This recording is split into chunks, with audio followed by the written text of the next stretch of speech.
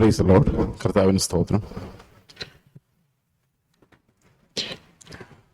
എല്ലാവർക്കും കർത്താവായ യേശുക്രിസ്തുവിന്റെ നാമത്തിൽ സ്നേഹവന്ദനത്തെ അറിയിക്കുന്നു.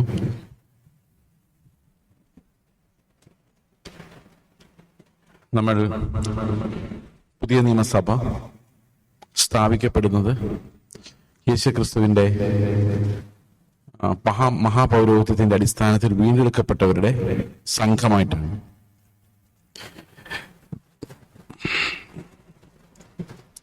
ഈ വീണ്ടെടുക്കപ്പെട്ടവരുടെ സംഘം എന്ന് പറയുമ്പോൾ രക്ഷിക്കപ്പെട്ടവരെ കർത്താവ് ഓരോ ദിവസവും സഭയോട് ചേർത്തുകൊണ്ടിരുന്നു.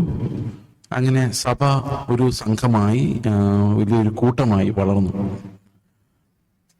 ഞാൻ രാവിലെ സംസാരിച്ചപ്പോൾ നിങ്ങൾ പലരും ഉണ്ടായിരുന്നില്ല. എങ്കിലും നിങ്ങളുടെ മുമ്പിലുള്ളൊരു ചോദ്യം എന്ന് പറയാം, നമ്മളും ഈ ക്രിസ്തുവിന്റെ ഫൗണ്ടേഷനിൽ വളരുന്ന നമ്മളും മറ്റുള്ള ആളുകളും തമ്മിൽ എന്താണ് ബേസിക്കലി ഡിഫറൻസ്, എന്ത് വ്യത്യാസമാണുള്ളത് എന്നുള്ളതാണ്.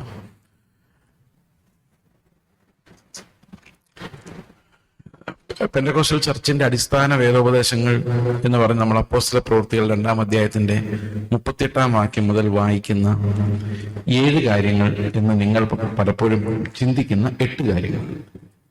8 കാര്യങ്ങളാണ് അവിടെ ഉള്ളത്. 8 കാര്യങ്ങൾ എന്തൊക്കെയാണ് നമുക്കൊന്ന് ഓർത്തു നോക്കാം. 38-ാം വാക്യത്തിൽ നിങ്ങൾ ഓരോരുത്തരും മാനസാന്തരപ്പെട്ട്, 1 മാനസാന്തരം, നിങ്ങളുടെ പാപങ്ങളുടെ മോചനത്തിനായി യേശുക്രിസ്തുവിന്റെ നാമത്തിൽ സ്നാനമേൽപ്പിൻ. 2, രണ്ടാമത്തേത് സ്നാനം. എന്നാൽ പരിശുദ്ധാത്മാവെന്ന ദാനം ലഭിക്കും. 3-ാമത്തേത് പരിശുദ്ധാത്മാവെന്ന ദാനം. 40-ാം വാക്യത്തിൽ നമ്മൾ വായിക്കുമ്പോൾ ഈ വക്രതയുള്ള തലമുറയിൽ നിന്ന് രക്ഷിക്കപ്പെടുവിൻ. അപ്പോൾ 4-ാമത്തേത് വേർപാട്. അത് നമ്മൾ സാധാരണ പറയാറില്ല, 7 നിർത്താൻ വേണ്ടി. അപ്പൊ 4 കാര്യങ്ങൾ ഒന്നിച്ചെടുക്കാവുന്നതാണ്. ഈ 4 കാര്യങ്ങളാണ് നമ്മൾ അപ്പോസ്തല പ്രവൃത്തികൾ എന്ന് പറയുന്നത്. അപ്പോസ്തലന്മാർ ശുശ്രൂഷിക്കുമ്പോൾ ആളുകൾ മാനസാന്തരപ്പെടുകയും സ്നാനപ്പെടുകയും ആത്മാവിനെ പ്രാപിക്കുകയും വേറിട്ട കൂട്ടങ്ങൾ ഉണ്ടാവുകയും ചെയ്യുന്നു. ഈ പ്രവൃത്തികളെയാണ് അപ്പോസ്തലന്മാരുടെ പ്രവൃത്തികൾ എന്ന പുസ്തകത്തിൽ നമ്മൾ കാണുന്നത്. ഈ 4 കാര്യങ്ങളാണ്. പിന്നീട് ഒരു 4 കാര്യങ്ങൾ കൂടെ 42-ാം വാക്യത്തിൽ പറയുന്നുണ്ട്. അവർ അപ്പോസ്തലന്മാരുടെ ഉപദേശം കേൾക്കുകയും കൂട്ടായ്മ ആചരിക്കുകയും അപ്പം നുറുക്കുകയും പ്രാർത്ഥന കഴിക്കുകയും ചെയ്തു പോകുന്നു. ഇപ്പൊ 4 കാര്യങ്ങൾ പിന്നെയും ഉണ്ട്. ഇത് റെഗുലറായിട്ട് വീണ്ടും വീണ്ടും റിപ്പീറ്റ് ചെയ്യുന്ന കാര്യങ്ങളാണ്. ആദ്യത്തെ 4 കാര്യങ്ങൾ ഒരിക്കലായി സംഭവിക്കേണ്ടതും ജീവിതകാലം മുഴുവൻ നമ്മൾ തുടർന്നു പോരേണ്ടതുമായ കാര്യമാണ്. മാനസാന്തരം ഒരിക്കൽ മാത്രമേ ഉള്ളൂ, എന്നാൽ ജീവിതകാലം മുഴുവൻ നമ്മൾ മാനസാന്തരപ്പെട്ടുകൊണ്ടേയിരിക്കും. അതാദ്യം നമുക്ക് ലഭിക്കുന്ന മാനസാന്തരം വളരുന്നതാണ്. സ്നാനം ഒരിക്കൽ മാത്രം നമ്മൾ സ്നാനപ്പെടുന്നുവെങ്കിലും നമ്മൾ ജീവിതകാലം മുഴുവൻ കർത്താവിന്റെ മരണ പുനരുത്ഥാനങ്ങളോട് ഏകീഭവിക്കുന്ന വിശ്വാസം ഏറ്റെടുത്തുകൊണ്ടേയിരിക്കും. ആ ഓർമ്മയിൽ നമ്മൾ അപ്പം നുറുക്കിക്കൊണ്ടിരിക്കും. 3, പരിശുദ്ധാത്മാവിനെ നമ്മൾ ഒരിക്കലായിട്ടാണ് പ്രാപിക്കുന്നത്, എന്നാൽ നമ്മൾ ഓരോ പ്രാവശ്യവും പരിശുദ്ധാത്മാവിന്റെ നിറവ് വീണ്ടും വീണ്ടും പ്രാപിച്ചുകൊണ്ടേയിരിക്കും. 4, വേർപെട്ട് നമ്മൾ സഭാ കൂട്ടായ്മയായി മാറുന്ന ഒരിക്കൽ മാത്രമാണ്, എന്നാൽ പിന്നീട് ജീവിതകാലം മുഴുവൻ നമ്മൾ വേർപാടിന്റെ ഒരു തത്വം അനുഷ്ഠിക്കും. പക്ഷെ ഈ 4 കാര്യങ്ങൾ ഒരിക്കൽ മാത്രമേ നമ്മൾ ഒറ്റ പ്രവൃത്തിയാണ്, ഒറ്റ പ്രവൃത്തിയുടെ റിസൾട്ടാണ് ജീവിതകാലം മുഴുവൻ ഉള്ളത്. എന്നാൽ ഇനി വരുന്ന 4 കാര്യങ്ങൾ നമ്മൾ ദിവസവും പ്രാക്ടീസ് ചെയ്യേണ്ട കാര്യങ്ങളാണ്. അപ്പോസ്തലന്മാരുടെ ഉപദേശം കേൾക്കുക, അത് തുടർച്ചയായി കേൾക്കണം. കൂട്ടായ്മ ആചരിക്കുക, എപ്പോഴും ആചരിക്കേണ്ടി. അപ്പം നുറുക്കുക, ഒരിക്കൽ തീരുന്നില്ല, റെഗുലറായിട്ട് ജീവിതകാലം മുഴുവൻ നമ്മൾ. അതുപോലെ തന്നെ പ്രാർത്ഥന കഴിക്കുന്നു, ഒരിക്കലായിട്ടല്ല, നമുക്കറിയാം. ഇതെല്ലാം പ്രാക്ടിക്കലി പ്രാക്ടീസ് ചെയ്യുന്ന കാര്യം. അപ്പോൾ അപ്പോസ്തലന്മാരുടെ പ്രവൃത്തികൾ കഴിഞ്ഞാൽ ഉടനെ അടുത്ത് വരുന്നത് അപ്പോസ്തലന്മാരുടെ ഉപദേശം. അപ്പോസ്തല പ്രവൃത്തികൾ കഴിഞ്ഞാൽ പിന്നെ എന്താ പുസ്തകം? ഏതാ? റോമാലേഖനം. റോമാലേഖനം മുതൽ യൂദായുടെ ലേഖനം വരെയുള്ള ലേഖനങ്ങളാണ് ശരിക്കും അപ്പോസ്തലന്മാരുടെ ഉപദേശം എന്ന് പറയുന്നത്.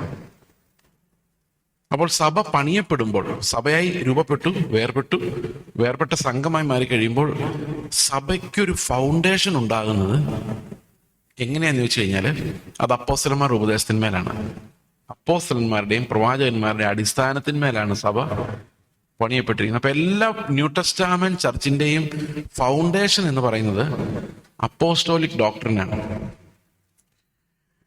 രാവിലെ ഞാൻ നിങ്ങളോട് സംസാരിച്ചപ്പോൾ ഞാൻ പറഞ്ഞു, പുതിയ നിയമത്തിൽ ഏറ്റവും ഭയപ്പെടുത്തുന്ന കാര്യം നമുക്ക് അനുസരിക്കാൻ പറ്റാത്ത കൽപ്പനകളാണ്. ന്യൂ ടെസ്റ്റമെന്റിൽ ഏറ്റവും കൂടുതൽ നമ്മളെ വിഷമിപ്പിക്കുന്ന അനുസരിക്കാൻ പറ്റാത്ത കൽപ്പനകളാണ്. കണ്ണ് ചൂഴ്ന്നെടുത്ത് എറിഞ്ഞ് കളയുക. ഞാൻ ശ്രമിച്ചിട്ടുണ്ട് 2007 കണ്ണ് കുത്തിപ്പൊട്ടിക്കാനല്ല. ഞാനൊരു ദിവസം ഇങ്ങനെ ആലോചിച്ച്, കണ്ണില്ലായിരുന്നെങ്കിൽ നമുക്ക് എത്ര പാപങ്ങളിൽ നിന്ന് രക്ഷപ്പെടാമായിരുന്നു. നമുക്ക് ഡ്രസ്സ് ഏതാന്ന് നോക്കണ്ട, ടൈൽസ് വീടിനിടണമെങ്കിൽ എന്ത് കളർ വേണം നോക്കണ്ട, എന്ത് കളറായാലും കുഴപ്പമില്ല. വണ്ടി മേടിക്കുമ്പോൾ ഏത് കളറാണ്, ഏത് വണ്ടിയാന്ന് പോലും നോക്കേണ്ട കാര്യമില്ല. ജീവനത്തിന്റെ ഒരു പ്രതാപത്തിന്റെ ഒരു വശം മുഴുവൻ അങ്ങ് കട്ടായി പോയനെ. ഈ കണ്ണുള്ളത് കൊണ്ടാ നമുക്ക് ഞങ്ങൾ ആഗ്രഹിച്ച കളർ തന്നെ ദൈവം തന്നെന്ന് പറയുന്നത്. കണ്ണില്ലായിരുന്നത് പ്രശ്നമേ അല്ലായിരുന്നു.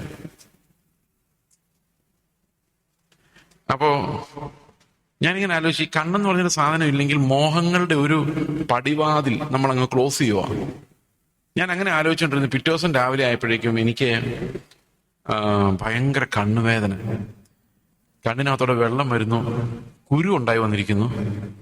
അപ്പൊ ഞാൻ ഹോസ്പിറ്റലിൽ പോയി ചെന്നിട്ട് പറഞ്ഞു, കുരു ഒന്നും പ്രശ്നമില്ല, പക്ഷെ കണ്ണ് പരിശോധിച്ച് കഴിഞ്ഞിട്ട് അവർ പറഞ്ഞു ഗ്ലൂക്കോമയുണ്ട്, കണ്ണിന്റെ പവർ കുറഞ്ഞു, ഈ വിഷൻ ഫീൽഡ് കുറഞ്ഞു വന്ന് പെട്ടെന്ന് ബ്ലൈൻഡായി പോകാൻ സാധ്യതയുണ്ട് എന്ന് പറഞ്ഞു. ഹൈബോൾ പ്രഷർ കൂടുതലാണ്. ഉടനെ ഞാൻ കർത്താവിനോട് പറഞ്ഞു, കർത്താവ് ഈ കണ്ണ് നീ എടുത്ത് കളയുന്നതിനായിട്ട് സ്തോത്രം എന്ന് പറഞ്ഞോ? ഇല്ല. ഞാൻ പറഞ്ഞു, എന്റെ കർത്താവേ എന്റെ കണ്ണിനൊന്നും വരുത്തല്ലേ, ഞാൻ ഇടർച്ചയൊക്കെ വരുന്നുണ്ടെങ്കിൽ എന്നോട് കരുണ കാണിക്കണേ എന്നാ പറഞ്ഞത്. പറ്റുകയില്ല. ആ തക്ക സമയം വരുമ്പോൾ നമ്മൾ കണ്ണും കൊണ്ട് ഓടി രക്ഷപ്പെടും. അപ്പൊ അനുസരിക്കാൻ പറ്റാത്ത വലിയൊരു പ്രമാണം, ഞാൻ രാവിലെ പറഞ്ഞ പോലെ, നമുക്ക് പാപത്തെ എതിർത്ത് പ്രാണത്യാഗത്തോളം നിൽക്കാൻ പറ്റാത്ത രീതിയിലാണ് പാപത്തെ കർത്താവ് ഡിഫൈൻ ചെയ്തിരിക്കുന്നത്. ഇപ്പൊ ഞാൻ നിങ്ങളോട് സംസാരിക്കുന്നതിനകത്തും പാവമുണ്ട്. എങ്ങനെയാണെന്നറിയോ? വേറൊരു പാസ്റ്ററെ തട്ടിച്ച് നോക്കുമ്പോൾ ചിലപ്പോൾ കാണുകയില്ലായിരിക്കും, ചിലപ്പോൾ കാണുമായിരിക്കും. പക്ഷെ കർത്താവായിരുന്നു നിങ്ങളോട് സംസാരിക്കുന്നെങ്കിൽ ഇങ്ങനൊന്നും അല്ലായിരുന്നു. ആ നിലവാരം വെച്ച് നോക്കുമ്പോൾ നമ്മളെല്ലാം fallen short of God's expectation. ഇനി ഞാനൊരു ഒരു രഹസ്യം പറയാം. കർത്താവായ യേശു ക്രിസ്തുവിൽ കുറഞ്ഞ ഒന്നിനെയും ദൈവം സ്വർഗത്തിൽ പ്രവേശിപ്പിക്കുമെന്ന് ഞാൻ വിചാരിക്കുന്നില്ല. ഊനമുള്ള ഒന്നും സ്വർഗത്തിൽ പ്രവേശിക്കില്ല. പഴയ നിയമത്തിലെ യാഗം തന്നെ ഊനമില്ലാത്ത മൃഗങ്ങളെ അർപ്പിക്കണമെന്ന് നിർബന്ധം ഉണ്ടായിരുന്ന സ്ഥിതിക്ക് കുഞ്ഞാടിന്റെ രക്തത്താൽ സ്ഥാപിതമായ നിയമത്തിൽ ഊനമില്ലാത്ത എന്തെങ്കിലും ഒന്ന് എപ്പോഴെങ്കിലും സ്വർഗത്തിൽ പോകും നിങ്ങൾ വിചാരിക്കുന്നുണ്ടോ? ഒരിക്കലും പോകില്ല. സ്വർഗത്തിൽ പോകുന്ന ഉറപ്പുള്ളവര്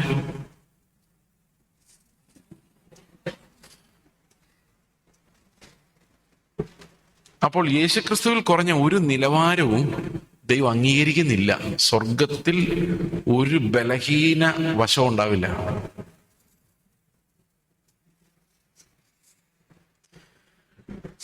അപ്പൊ പിന്നെ ഒരു വലിയ പ്രോബ്ലം ഉണ്ട്.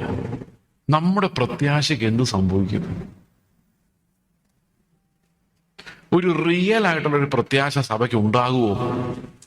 അതോ ആമേ കർത്താവായ യേശുവെ വരണേ എന്ന് പറയുമ്പോൾ വരണേ, ആരെയും കൊണ്ടുപോക്കണേ, എന്റെ കാര്യം ഒന്നും പറയാൻ പറ്റിയല്ലേ, ഇങ്ങനത്തെ പ്രത്യാശ നമുക്ക് പറ്റുള്ളൂ?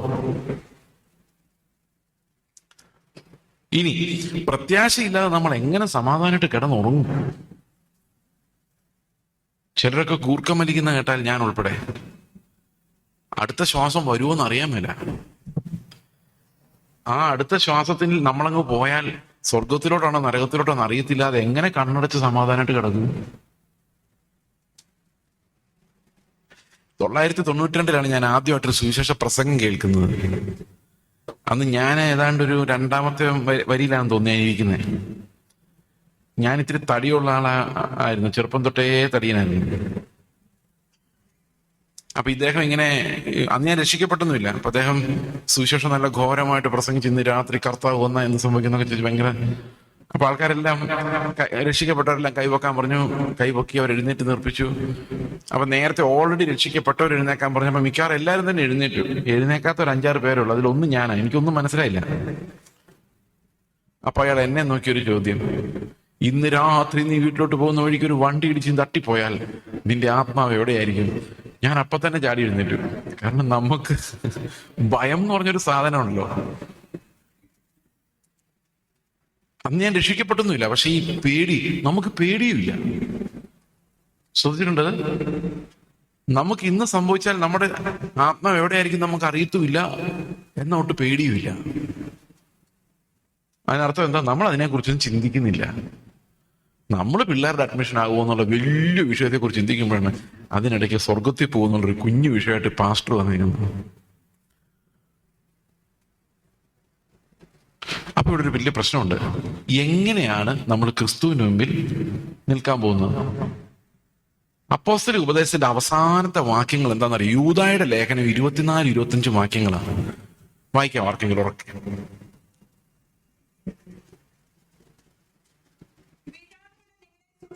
ആ,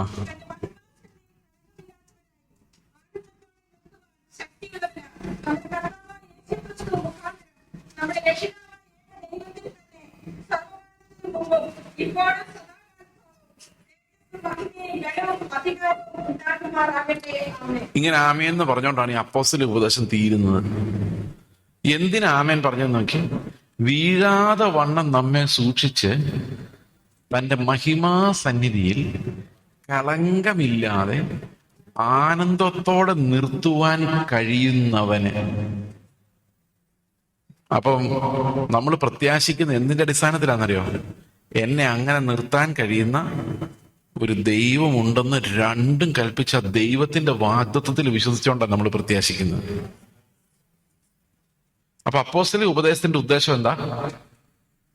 വീഴാതെ വണ്ണം നമ്മൾ സൂക്ഷിക്കപ്പെട്ട് അവന്റെ മഹിമാസന്നിധിയിൽ കളങ്കമില്ലാത്തവരായി ആനന്ദത്തോടെ നിൽക്കേണ്ടതിന് വേണ്ടിയാണ് നമ്മളെ വിളിച്ചേക്കുന്നത്. എഫേസ്യ ലേഖനം 1:4 പറയുന്നത് അവന്റെ സന്നിധിയിൽ നാം വിശുദ്ധരും നിഷ്കളങ്കരും, അതായത് കളങ്കമില്ലാത്തവരും നിഷ്കളങ്കരും ആകേണ്ടതിന് അവൻ ലോക സ്ഥാപനത്തിന് മുൻപേ നമ്മെ ക്രിസ്തു യേശുവിൽ തെരഞ്ഞെടുത്തു. പത്രോസിന്റെ ലേഖനത്തിൽ പറയുന്നത് അവൻ വിശുദ്ധനായിരിക്കുന്നത് പോലെ, കർത്താവ് പറയാണ് നിങ്ങളുടെ പിതാവ് സൽഗുണ സമ്പൂർണനായിരിക്കുന്നത് പോലെ നിങ്ങളും സൽഗുണ സമ്പൂർണരാകുവിൻ, ഊനമില്ലാത്തവരാകുവിൻ. എഫേസ്യ ലേഖനം 5-ാം അധ്യായത്തിൽ കല്യാണം കഴിക്കുമ്പോൾ സാധാരണ വായിക്കുന്ന വാക്യം, ഭാര്യമാരെ നിങ്ങൾ ഭർത്താക്കന്മാർക്ക് സകലത്തിലും കർത്താവിന് എന്ന പോലെ സകലത്തിലും കീഴ്പ്പെട്ടിരിപ്പിൻ. ഇതനുസരിക്കുന്ന എത്ര ഭാര്യമാരുണ്ട് ഇവിടെ? സകലത്തിലും കർത്താവിന് എന്ന പോലെ കീഴടങ്ങുന്ന ആരെങ്കിലും? എനിക്ക് തോന്നുന്നില്ല ആരെങ്കിലും ഉണ്ടെന്ന്. അതുപോലെ ഭർത്താവിനോട് പറയുമ്പോൾ കർത്താവ് സഭയെ സ്നേഹിച്ചതുപോലെ, എങ്ങനെയാണ് അവിടെ പറയുന്നുണ്ട്? അവിടെ പറയുന്നത് 5-ാം അധ്യായത്തിന്റെ 25-ാം വാക്യം വായിച്ച്, എഫേസ്യ ലേഖനം.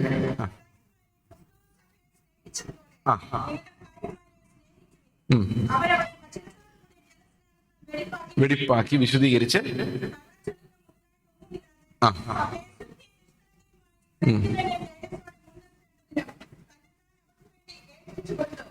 അപ്പൊ നമ്മുടെ പ്രത്യാശ എന്തെന്നുള്ളതാണ് ഈ കർത്താവ്.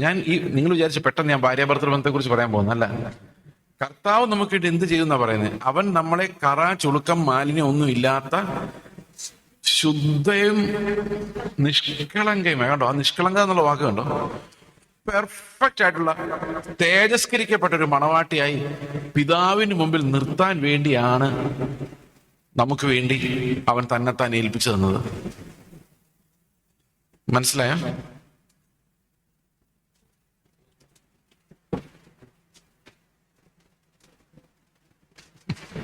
ഓക്കെ.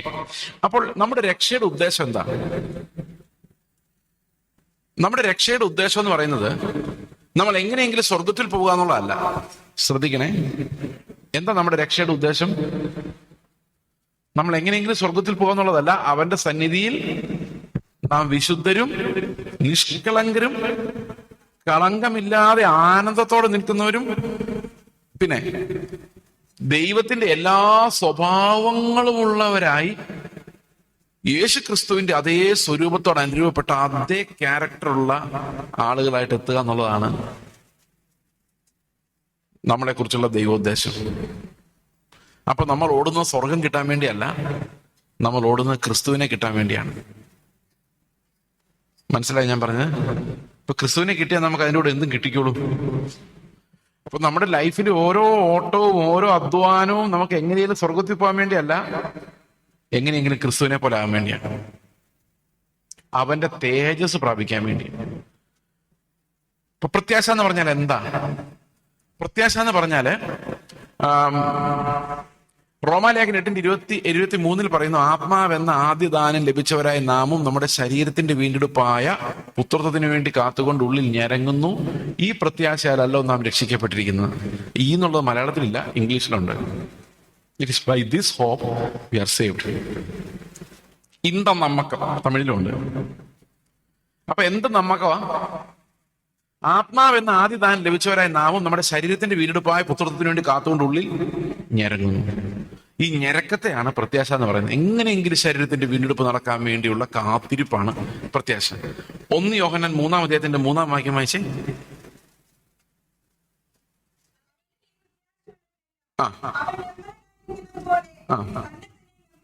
അവനിൽ ഈ പ്രത്യാശ ഉള്ളവനല്ല. ഏത് പ്രത്യാശ? 2-ാം വാക്യം വായിച്ചേ.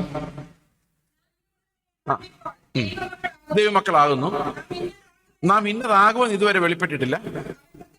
അവൻ പ്രത്യക്ഷനാകുമ്പോൾ നാം അവനെ അവനിരിക്കുന്ന പോലെ തന്നെ കാണുന്നതാകയാൽ അവനോട് സദൃശന്മാരാകും എന്ന് നാം അറിയുന്നു. അവനിൽ ഈ പ്രത്യാശ ഉള്ളവനല്ല. ഇപ്പൊ പ്രത്യാശ എന്ന് പറഞ്ഞാൽ എന്തുവാ? യേശു ക്രിസ്തുവിന്റെ തേജസ് പ്രാപിച്ച് രൂപാന്തരപ്പെട്ട് സ്വർഗത്തിൽ ചെല്ലുമെന്നുള്ളതാണ് നമ്മുടെ പ്രത്യാശ. നിങ്ങൾക്ക് അങ്ങനെ ഒരു പ്രത്യാശ ഉണ്ടോ? പാടല്ലേ? നടക്കുവോ? ഓക്കെ, നമുക്ക് നോക്കാം. ഈ ഒരു സ്വപ്നം നമ്മുടെ ഉള്ളിലേക്ക് ആത്മാവാണ് നൽകുന്നത്. ആത്മാവെന്ന ആദ്യദാനം ലഭിച്ചവർക്കെല്ലാം എന്തുണ്ട്? ഈ ഒരു പ്രത്യാശയുണ്ട്. അപ്പൊ ആത്മാവ് ഒരാൾക്കുണ്ടോ ഇല്ലോ എന്ന് എങ്ങനെ അറിയാം? അത് പാസ്റ്റർ അന്യഭാഷ പറയുന്നവരോട് അറിയാൻ പറ്റിയല്ല. പണ്ടറിയാൻ പറ്റുമായിരുന്നു, ഇപ്പൊ അറിയാൻ പറ്റിയല്ല. ഇന്നൊരു പ്രോസ്പെരിറ്റി തിയോളജിക്കാരനെ ലോകത്തെക്കുറിച്ച് പ്രസംഗിക്കുന്ന ഒരു പാസ്റ്ററുടെയും കീഴെ പോയിരുന്ന അയാൾ കൈവച്ച് എന്തോ ആത്മാവിനെ പ്രാപിച്ച് അന്യഭാഷ പറഞ്ഞവരുണ്ട്. ദൈവത്തിന്റെ ആത്മാവൊന്നും പറയാൻ പറ്റില്ല. കാരണം ഇന്ന് വ്യാപരിക്കുന്ന ആത്മാക്കളിൽ വലിയൊരു പങ്ക് ലോകത്തെ സംബന്ധിക്കുന്നതാണ്. ഇന്ന് വ്യാപരിക്കുന്ന ആത്മാക്കളിൽ പലതും ക്രിസ്തുവിനെ കാണിച്ചു തരുന്നതല്ല. അതെല്ലാം ലോകത്തിന്റെ മോഹങ്ങളിലേക്ക് നമ്മൾ എത്തിക്കുന്നതാണ്. നിങ്ങൾക്ക് ഈ ആത്മാവിനെ വിവേചിക്കുവാൻ ഈ പറയുന്ന ഭാഷ ശരിയാണോ, ക്രിസ്തുവിന്റെ അടുത്തേക്കാണോ ചെല്ലുന്നത്? നമ്മൾ ഓരോ പ്രാവശ്യവും ആത്മീക കൃപാവരങ്ങൾ എക്സസൈസ് ചെയ്യുമ്പോൾ are we being drawn to the lord or are we drawn to that world എന്നുള്ളത് നമ്മൾ വിവേചിക്കേണ്ടത് ആവശ്യമാണ്. അന്യഭാഷ പറയുന്ന ആളുകളുടെ പലരുടെ ഉള്ളിൽ നിന്ന് ഭൂതങ്ങൾ പോയിട്ടുണ്ട്. ഞങ്ങളുടെ തന്നെ എക്സ്പീരിയൻസിലുണ്ട്. അപ്പൊ ഇവര് ഈ അന്യഭാഷ പറഞ്ഞുകൊണ്ടിരിക്കുന്ന സമയത്ത് അന്യഭാഷയിൽ ഈ കൺട്രോൾ പോയി കഴിയുമ്പോൾ, അതായത് ഈ ഈവിൽ സ്പിരിറ്റിന്റെ സ്വാധീനത്തിലായി കഴിഞ്ഞാൽ പിന്നെ അവർക്ക് കർത്താവിനെ കൺഫസ് ചെയ്യാൻ പറ്റിയല്ല. യേശുക്രിസ്തു ആരാന്ന് വെച്ച് കഴിഞ്ഞാൽ അവർ അതുമൊക്കെ പറയും. രക്ഷയെക്കുറിച്ച് ഏറ്റു പറയാൻ പറ്റില്ല. എപ്പോഴാണ്? ഈ ഭൂതം ആക്റ്റീവ് ആകുമ്പോൾ പറ്റിയല്ല. ഈ ഭൂതം അടങ്ങിയിരിക്കുമ്പോൾ ഒരു കർത്താവിന് സ്തോത്രം എന്നൊക്കെ പറയും.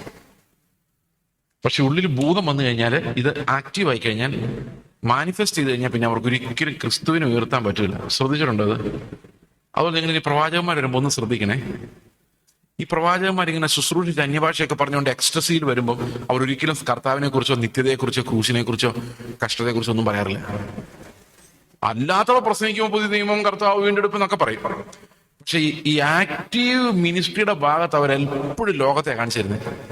വിവേചിക്കാൻ പറ്റുമെങ്കിൽ വിവേചിച്ചു. ഇത് ഏതാത്മാവാണ് ഇവരിലൂടെയൊക്കെ വ്യാപരിക്കുന്നതെന്ന് ഒരു പ്രസംഗം കേട്ട് കഴിഞ്ഞിറങ്ങുമ്പം ഈ മരുഭൂമിയിൽ ഇനിയും ഒരു 50 വർഷം ജീവിക്കാനുള്ള ഒരു ഞരക്കമാണ് നിങ്ങൾക്ക് ഉണ്ടാകുന്നെങ്കിൽ ആ ശുശ്രൂഷ നിങ്ങളെ ക്രിസ്തുവിന്റെ ആത്മാവിലല്ലായിരുന്നത്.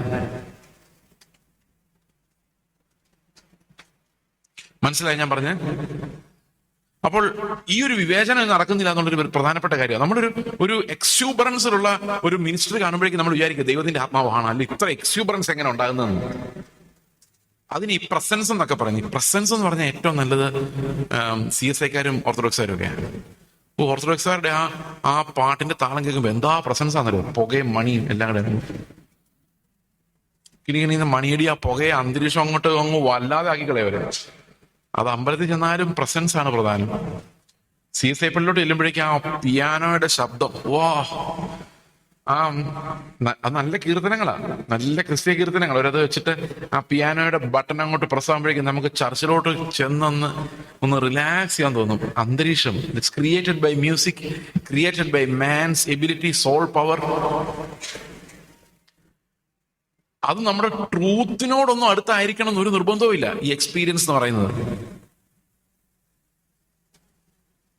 അപ്പോൾ ഞാൻ പറഞ്ഞു വന്നത്, ക്രിസ്തുവിലേക്ക് നയിക്കാത്ത, യേശു ക്രിസ്തുവിന്റെ ജീവനിലേക്ക് നയിക്കാത്ത ആത്മാക്കളാൽ ഇന്ന് നമ്മുടെ ചുറ്റുപാടും വളയപ്പെട്ടിരിക്കുന്നതുകൊണ്ട്, ശുശ്രൂഷകൾ പോലും ക്രിസ്തുവിനെ വെളിപ്പെടുത്തുന്നില്ലാത്തത് കൊണ്ട് ഇന്നത്തെ ഏറ്റവും വലിയ അപകടം എന്ന് പറയുന്നത് ഈ അപ്പോസ്തലിക ഉപദേശം നമ്മുടെ ഹൃദയങ്ങളിൽ നിന്നും ചർച്ച് പുൽപ്പിറ്റുകളിൽ നിന്നും അപ്രത്യക്ഷമായി പോയി എന്നുള്ളതാണ്.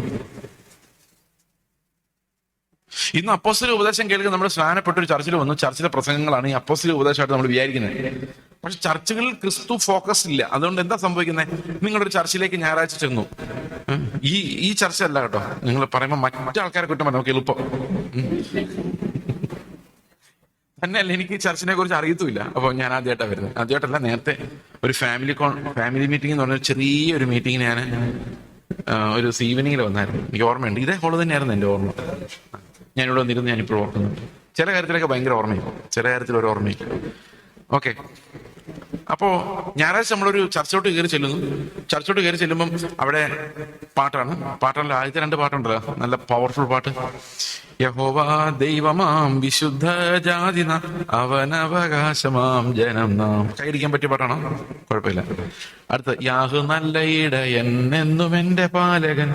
നല്ല പാട്ടല്ലേ? പാടി, അന്യഭാഷ പറഞ്ഞു.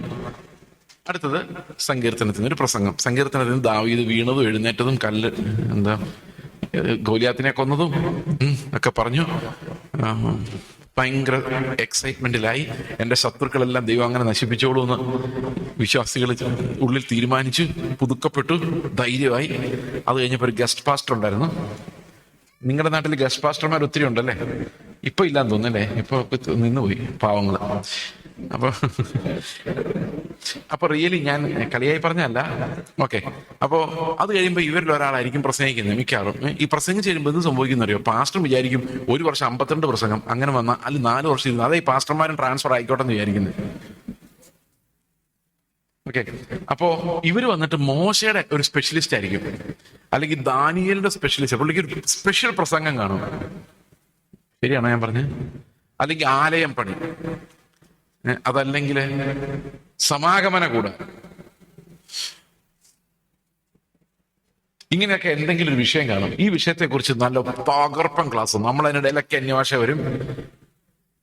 യേശു ക്രിസ്തു എന്നൊരൊറ്റ വാക്ക്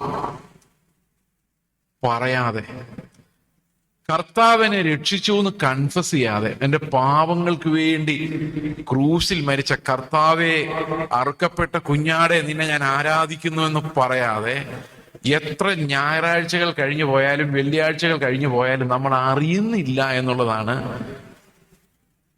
ഈ ക്രിസ്തുവിൽ നമ്മൾ എത്ര അകന്നു പോയെന്നും ക്രിസ്തു എത്ര അൺഇമ്പോർട്ടന്റ് ആണ് നമ്മുടെ വിശ്വാസ ജീവിതത്തെ സംബന്ധിച്ചെന്നുള്ള കാര്യവും നമുക്ക് വെളിപ്പെടുത്തി തരുന്നത്. കർത്തൃമേശയങ്ങൾ ഇല്ലെങ്കിൽ നമ്മൾ യേശുക്രിസ്തുവിന്റെ മരണത്തെ ഒരിക്കൽ പോലും ഓർക്കാതെ, ആ യാഗത്തെ ഒരിക്കൽ പോലും ഓർക്കാതെ വർഷാവർഷം കഴിഞ്ഞു പോകുന്നുണ്ട്. ഈ അപ്പോസ്തലിക ഉപദേശം എന്താണെന്ന് നമ്മുടെ കുഞ്ഞുങ്ങൾക്ക് അറിയത്തില്ല. ഈ കുഞ്ഞുങ്ങൾക്ക് ആകെ അറിയാവുന്ന എന്താണെന്നറിയോ? പറയട്ടെ, ചെറുപ്പത്തിൽ അവരെ വിശ്വാസം പഠിപ്പിച്ചു വെച്ചിട്ടുണ്ട്. ഈ മാതാപിതാക്കൾ പഠിപ്പിച്ചു വെച്ചിരിക്കുന്ന ഒരു വിശ്വാസമാണ്. അവര് അപ്പനോട് പറയും, പപ്പാ എനിക്കൊരു പെൻസിൽ ബോക്സ് വേണം. അപ്പൊ അപ്പം പറയും, മോനെ യേശുപ്പച്ചനോട് പ്രാർത്ഥിച്ച യേശുപ്പച്ചൻ പെൻസിൽ ബോക്സ് തരും. വിശ്വാസം പഠിപ്പിക്കുന്നുണ്ടോ? ഈ കൊച്ചു പ്രാർത്ഥിക്കും, യേശുപ്പച്ച എനിക്ക് പെൻസിൽ ബോക്സ് തരണേ, പെൻസിൽ ബോക്സ് തരണേ. തരുന്നതിനായിട്ട് സ്തോത്രം. കിടന്നുറങ്ങി നേരം വെളുത്തപ്പോ അപ്പൻ തന്നെ എങ്ങാണ്ടെന്ന് ഒരു പെൻസിൽ ബോക്സ് ഉണ്ടെന്ന് അവന്റെ ടേബിളിൽ വെക്കും. രാവിലെ കണ്ണു തുറക്കുമ്പോ യേശുപ്പച്ച പെൻസിൽ കൊണ്ടുവന്നു. ആരാ യേശുപ്പച്ചൻ? ഈ അപ്പൻ തന്നെയാണ് അല്ലെ? അപ്പൊ എന്താ സംഭവിക്കുന്നത്? കൊച്ചിന്റെ ഉള്ളിലേക്ക് ഒരു വിശ്വാസം വരുവാണ്, പെൻസിൽ ബോക്സ് ഇല്ലെങ്കിൽ പറയാൻ പറ്റിയ ദൈവം ആരാണ്? അപ്പൊ അവൻ ആ പെൻസിൽ ബോക്സിന്റെ നീഡ് മാറി, പിന്നെ ഒരു മൊബൈൽ ഫോൺ ആവും. പിന്നെ അവന് പല പല ആഗ്രഹങ്ങൾ കാണും. അതെല്ലാം കർത്താവിനോട് പറയും. പക്ഷെ കർത്താവ് എല്ലാം ഒന്നും അപ്പൻ ചെയ്യുന്ന പോലെ ചെയ്യല. ശ്രദ്ധിച്ചിട്ടുണ്ടോ? കർത്താവെ എനിക്ക് നല്ല മാർക്ക് തരണേ, നല്ല മാർക്ക് തരണേ എന്ന് പറഞ്ഞ് പ്രാർത്ഥിക്കുമ്പോൾ ഒട്ടും പ്രാർത്ഥിക്കാത്തവൻ എന്നേക്കാൾ കൂടുതൽ മാർക്ക്. ഇപ്പൊ പിള്ളേരുടെ ഉള്ളിൽ ഈ വിശ്വാസം അങ്ങ് ഇല്ലാതായി പോകും. നമ്മളവരത് പറയല. അവരുടെ ഉള്ളിൽ പറയുമോ പ്രാർത്ഥിച്ചാലും നടക്കാനൊന്നും പോകുന്നില്ല. കാരണം പ്രാർത്ഥിക്കാത്തവനൊക്കെയാണ് പൈസ ഉണ്ടാക്കുന്നത്, അല്ലേ? ശരിയല്ലേ? പ്രാർത്ഥിക്കുന്നവരുണ്ടാക്കുന്നേക്കാൾ കൂടുതൽ പൈസ ആരുണ്ടാക്കുന്നുണ്ട്? നിങ്ങൾ സമ്മതിക്കൂല. കഴിഞ്ഞ ഒരാഴ്ചക്കാലം നമ്മളെ ക്ഷേമമായി നടത്തിയെങ്കിൽ അംബാനി അതിനേക്കാളും ക്ഷേമമായിട്ട് നടത്തി. അപ്പൊ ഈ ഫെയ്ത്ത് എന്ന് പറയുന്നത്, നമ്മൾ ഇന്ന് പുലർന്നു പോകുന്ന പെന്തക്കോസ്ത് പുലർന്നു പോകുന്ന ഈ ഫെയ്ത്ത് ഉണ്ടല്ലോ, ഏതാ? കർത്താവ് നടത്തി, പെൻസിൽ ബോക്സ് തരുന്നു, പൈസ തരുന്നു, ജോലി തരുന്നു, വീട് തരുന്നു എന്നുള്ള ഫെയ്ത്ത് അതെല്ലാ മതങ്ങളിലും ഉണ്ട്. എല്ലാ മതങ്ങളിലും ഉണ്ട്. അത് റോമാലേഖനം 1-ാം അധ്യായത്തിന്റെ 19-ാം വാക്യത്തിൽ പറയുന്നത്, ദൈവത്തെക്കുറിച്ച് അറിയാവുന്നത് അവർക്ക് വെളിപ്പെട്ടു വന്നു, ദൈവം അവർക്ക് വെളിവാക്കിയല്ലോ, അവന്റെ നിത്യശക്തിയും ദിവ്യത്വവുമായി അവന്റെ അദൃശ്യ ലക്ഷണങ്ങൾ ലോക സൃഷ്ടി മുതൽ അവന്റെ പ്രവൃത്തികളാൽ ബുദ്ധിക്ക് തെളിവായി വെളിപ്പെട്ടു വരുന്നു. ഇപ്പൊ 2 കാര്യങ്ങൾ ദൈവത്തെക്കുറിച്ച് അറിയാൻ നമുക്ക് ബൈബിളിന്റെ ആവശ്യമില്ല എന്നാണ് പൗലോസ് പറയുന്നത്. എന്തൊക്കെയാണ് 2 കാര്യങ്ങൾ? ഒന്ന്, നമ്മുടെ വിഷയങ്ങളുടെ നടുവിൽ ഇറങ്ങി വരുന്ന ദൈവം. അത് പറയാൻ ബൈബിളിന്റെ ആവശ്യമില്ല. അത് ഹിന്ദുക്കളുടെ ദൈവവും വിഘ്നങ്ങൾ മാറ്റാനും ഐശ്വര്യം തരാൻ ഇറങ്ങി ചെല്ലുന്ന ദൈവങ്ങൾ തന്നെയാണ്, അല്ലേ? ആണോ? ദൈവം ശക്തനാണെന്ന് നോക്കാൻ ബുദ്ധി മതി. നമ്മൾ ബുദ്ധിയോടെ നോക്കിക്കേ, ലോകത്തിലേക്ക് നോക്കിക്കേ, കണ്ണാടിയിൽ നമ്മുടെ തന്നെ റിഫ്ലക്ഷൻ നോക്കിക്കേ. ഇത്ര മനോഹരമായി നമ്മൾ സൃഷ്ടിക്കുകയും നടത്തുകയും ചെയ്ത ഒരാളുണ്ടല്ലോ. തീർച്ചയായിട്ടും ബുദ്ധിയുള്ളവർക്ക് എല്ലാം മനസ്സിലാകും. ഇനി ദൈവം ഇല്ലെന്ന് പറഞ്ഞാൽ തന്നെ അവർ എല്ലാം പറയും, ദൈവം ഉണ്ടോ ഇല്ലെന്നൊന്നും എനിക്കറിയാൻ മേല ബ്രദറെ, പക്ഷെ ഒരു ശക്തി ഉണ്ട്, ഇത് മാത്രം ആരും ഇല്ലെന്ന് പറയല, സയൻസ് പോലും പറയില്ല, ഒരു ഫോഴ്സ് ഇല്ലെന്ന്. ആ ഫോഴ്സ് എന്താണെന്ന് അറിയത്തില്ലെന്നേ ഉള്ളൂ. ഈ യൂണിവേഴ്സൽ ഈ ഫോഴ്സ് ഇക്വേഷൻസ് എല്ലാം കൂടെ ഒന്നാക്കാൻ വേണ്ടി കുറെ വർഷങ്ങളായിട്ട് ശാസ്ത്രജ്ഞന്മാർ കിടന്ന് പടപടുക. അന്ന് സ്റ്റീഫൻ ഹോക്കിൻസ് പറഞ്ഞ്, ഇങ്ങനെ ഈ കസേരയിരിക്കുന്ന ഒരു ശാസ്ത്രജ്ഞൻ, പുള്ളി മരിച്ചുപോയി. പുള്ളി പറഞ്ഞത്, ഈ എല്ലാ ഫോഴ്സ് ലോയും കൂടെ യുണൈറ്റ് ചെയ്യുന്ന ഒരൊറ്റ ഇക്വേഷൻ കണ്ടുപിടിക്കാൻ, അത് ദൈവത്തിന്റെ മൈൻഡ് എന്ന് പറയും. പുള്ളി ദൈവത്തിൽ വിശ്വസിക്കുന്നില്ല. ആ ദൈവം എന്ന് പുള്ളി നിർവചിക്കുന്ന ആ ഫോഴ്സ്, അത് ഇക്വേറ്റ് ചെയ്യാനുള്ള ഒരു ഫോർമുല കണ്ടുപിടിച്ചാൽ ദൈവം ആരാന്ന് കണ്ടുപിടിക്കാന്ന് പറഞ്ഞ ആളാണ് ഈ സ്റ്റീഫൻ ഹോക്കിൻസ്. അപ്പൊ ശക്തി ആരും നിഷേധിക്കുന്നില്ല, ഉണ്ടോ? ഒരാൾ നിഷേധിക്കുന്നില്ല. ഇനി 2-ാമത്തെ കാര്യം എന്ന് പറഞ്ഞാൽ, ദൈവം നന്മ സ്വഭാവമുള്ള, ദിവ്യ സ്വഭാവമുള്ള ദൈവമാണ് എന്നുള്ളതും ആരും നിഷേധിക്കുന്നില്ല. കാരണം നമ്മൾ എന്തെങ്കിലും, ഈ കഴിഞ്ഞ ദിവസം കണ്ടു, ഒരു കൊച്ചിനെ, ഏതോ അഡോപ്റ്റ് ചെയ്ത കൊച്ചിനെ ഒരു അപ്പൻ കൊന്നതായിട്ട്, അമേരിക്കയിലോ മറ്റോ, ഓർമ്മയുണ്ടോ? അത് ഒരു പെൺകുട്ടിയെ, ഭാര്യയെ ഭർത്താവ് കാറിടിപ്പിച്ചു കൊല്ലുന്നു, പാമ്പ് കടിപ്പിച്ചു കൊല്ലുന്നു. ഇതൊക്കെ വായിക്കുമ്പോൾ നമ്മൾ പറയും, അവനെ കോടതി വെറുതെ വിട്ടാലും, ബാക്കി പറ, ദൈവം വിടത്തില്ല എന്ന് പറയുന്നത് പെന്തക്കോസ്തുകാർ മാത്രമല്ല, എന്ന് പറയുന്നത് ദൈവം ഇല്ലാത്തവർ വരെ ദൈവം എന്നറിയാതെ പറഞ്ഞു പോകും. ദൈവം ഇല്ല എന്ന് പറയുന്നവൻ തന്നെ പറയും, ഇവനെ ഒന്നും ദൈവം വെറുതെ. അതെങ്ങനെ അവർക്ക് മനസ്സിലായത്? അത് ദൈവം എല്ലാവരുടെ മനസാക്ഷി വെളിപ്പെടുത്തി കൊടുത്തിട്ടുണ്ട്. അത്യാഗ്രഹം പാപമാണ്. ആർക്കൊക്കെ അറിയാം? നിങ്ങൾ വഴിയെ പോകുന്ന ഒരാൾ ചോദിച്ചു നോക്കി, അത്യാഗ്രഹം പാപമെന്ന് അവർ പറയും, അസൂയ പാപമെന്ന് പറയും, പിണക്കം പാപമെന്ന് പറയും, അല്ലെ? പ്രാർത്ഥിക്കാതെ കിടന്നുറങ്ങുന്നത് വരെ പാപമാണ്. നാട്ടുകാർക്കെല്ലാം അറിയാം. സമ്മതിച്ചോ? സമ്മതിച്ചില്ല. നിങ്ങൾ കൊലപാതകം, വ്യഭിചാരം, പിണക്കം, അസൂയ, കുശുമ്പ്, വൈരാഗ്യബുദ്ധി, അതൊരു ലിസ്റ്റ് കൊടുത്തിട്ടുണ്ട്. ഈ ലോകത്തിന് മുഴുവൻ അറിയാവുന്ന പാപങ്ങൾ, ലോകത്തിന് മുഴുവൻ അറിയാവുന്ന പാപങ്ങളുടെ ലിസ്റ്റ് റോമാലേഖനം 1-ാം അധ്യായത്തിന്റെ 29-ാം വാക്യം മുതലുണ്ട്. അതിനകത്ത് പറഞ്ഞിരിക്കുന്ന മുഴുവൻ പാപങ്ങളും, ഇനി അവസാനത്തെ വാക്യം വായിച്ച്, 24 പാപങ്ങളുടെ ലിസ്റ്റ് മുഴുവൻ. ഈ വക പ്രവർത്തിക്കുന്നവർ മരണയോഗ്യരെന്നുള്ള ദൈവന്യായം അവരറിഞ്ഞിട്ടും, ആരറിഞ്ഞിട്ടും, ഈ ബുദ്ധിയുള്ളവരുടെ റെവലേഷനെ കുറിച്ച് പറയുന്നത്, അവർക്കെല്ലാം എന്തറിയാം? അസൂയപ്പെടുന്നവർ മരണയോഗ്യർ, പിണങ്ങിയിരിക്കുന്നവർ മരണയോഗ്യർ, അത്യാഗ്രഹികൾ മരണയോഗ്യർ. അതിനകത്ത് സ്വയം പുകഴ്ത്തുന്നവരുടെ കാര്യം പറഞ്ഞിട്ടുണ്ട്. ആത്മപ്രശംസക്കാർ മരണയോഗ്യർ. നിങ്ങൾ വഴിയിൽ പോയി ആരുടെങ്കിലും ചോദിച്ചു നോക്കിയേ, ഈ ആത്മപ്രശംസ ചെയ്യുന്ന ആൾക്കാരെ കുറിച്ച് ആർക്കും ഇഷ്ടമില്ല. സ്വയം പൊങ്ങികളെ ആർക്കെങ്കിലും ഇഷ്ടമാണോ? ഒരാൾക്കും ഇഷ്ടമില്ല. അപ്പൊ മനസാക്ഷിക്ക് എന്തറിയാം? ഈ പാപങ്ങളെ കുറിച്ച് നല്ല ബോധമുണ്ട്. ശരിയാണോ ഞാൻ പറഞ്ഞത്? സമ്മതിച്ചോ? ഈ 2 കാര്യങ്ങൾ ഇന്ന് പെന്തക്കോസ്തുകാർക്ക് അറിയത്തുള്ളൂ. ഇത് വെച്ചോണ്ടാണ് ഈ ചർച്ച മുഴുവൻ ഓടുന്നത്. ശക്തനായ ഒരു ദൈവം, മര്യാദയ്ക്ക് ജീവിച്ചില്ലെങ്കിൽ അടി തരുന്ന ഒരു ദൈവം.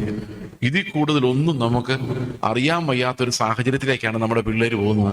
അപ്പൊ ആ മതവും ഈ മതവും തമ്മിലുള്ള വ്യത്യാസം പോലും എന്താന്ന് നമുക്കറിയത്തില്ല. ശരിയാണോ ഞാൻ പറഞ്ഞേ? അപ്പൊ പിന്നെ എങ്ങനെയാണ് അപ്പൊ പിന്നെ എങ്ങനെയാണ് നമ്മൾ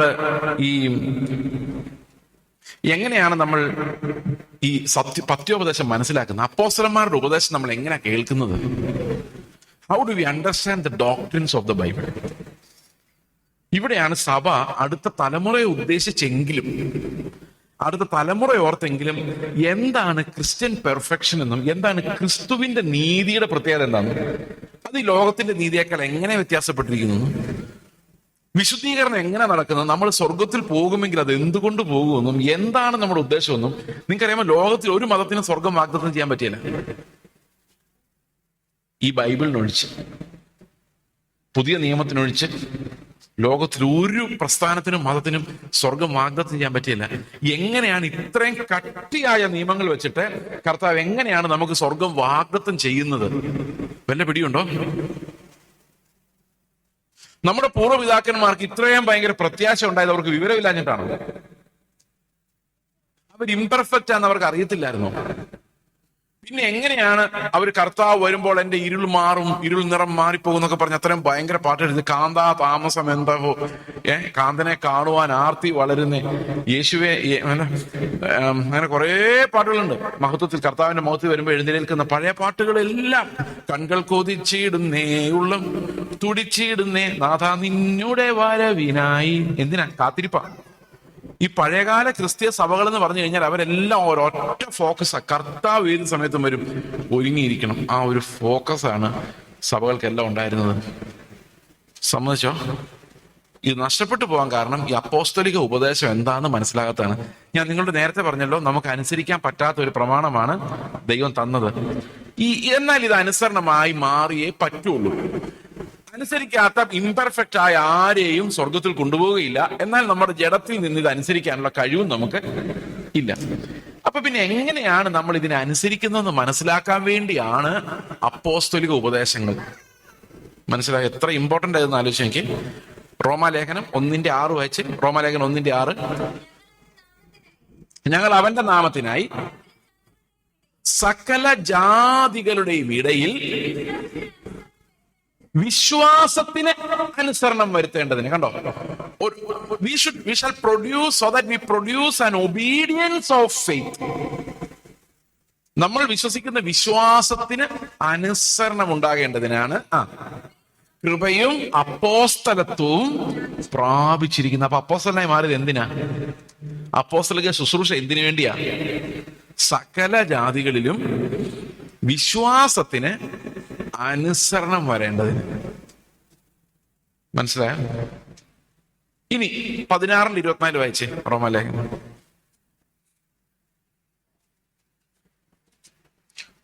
16:24.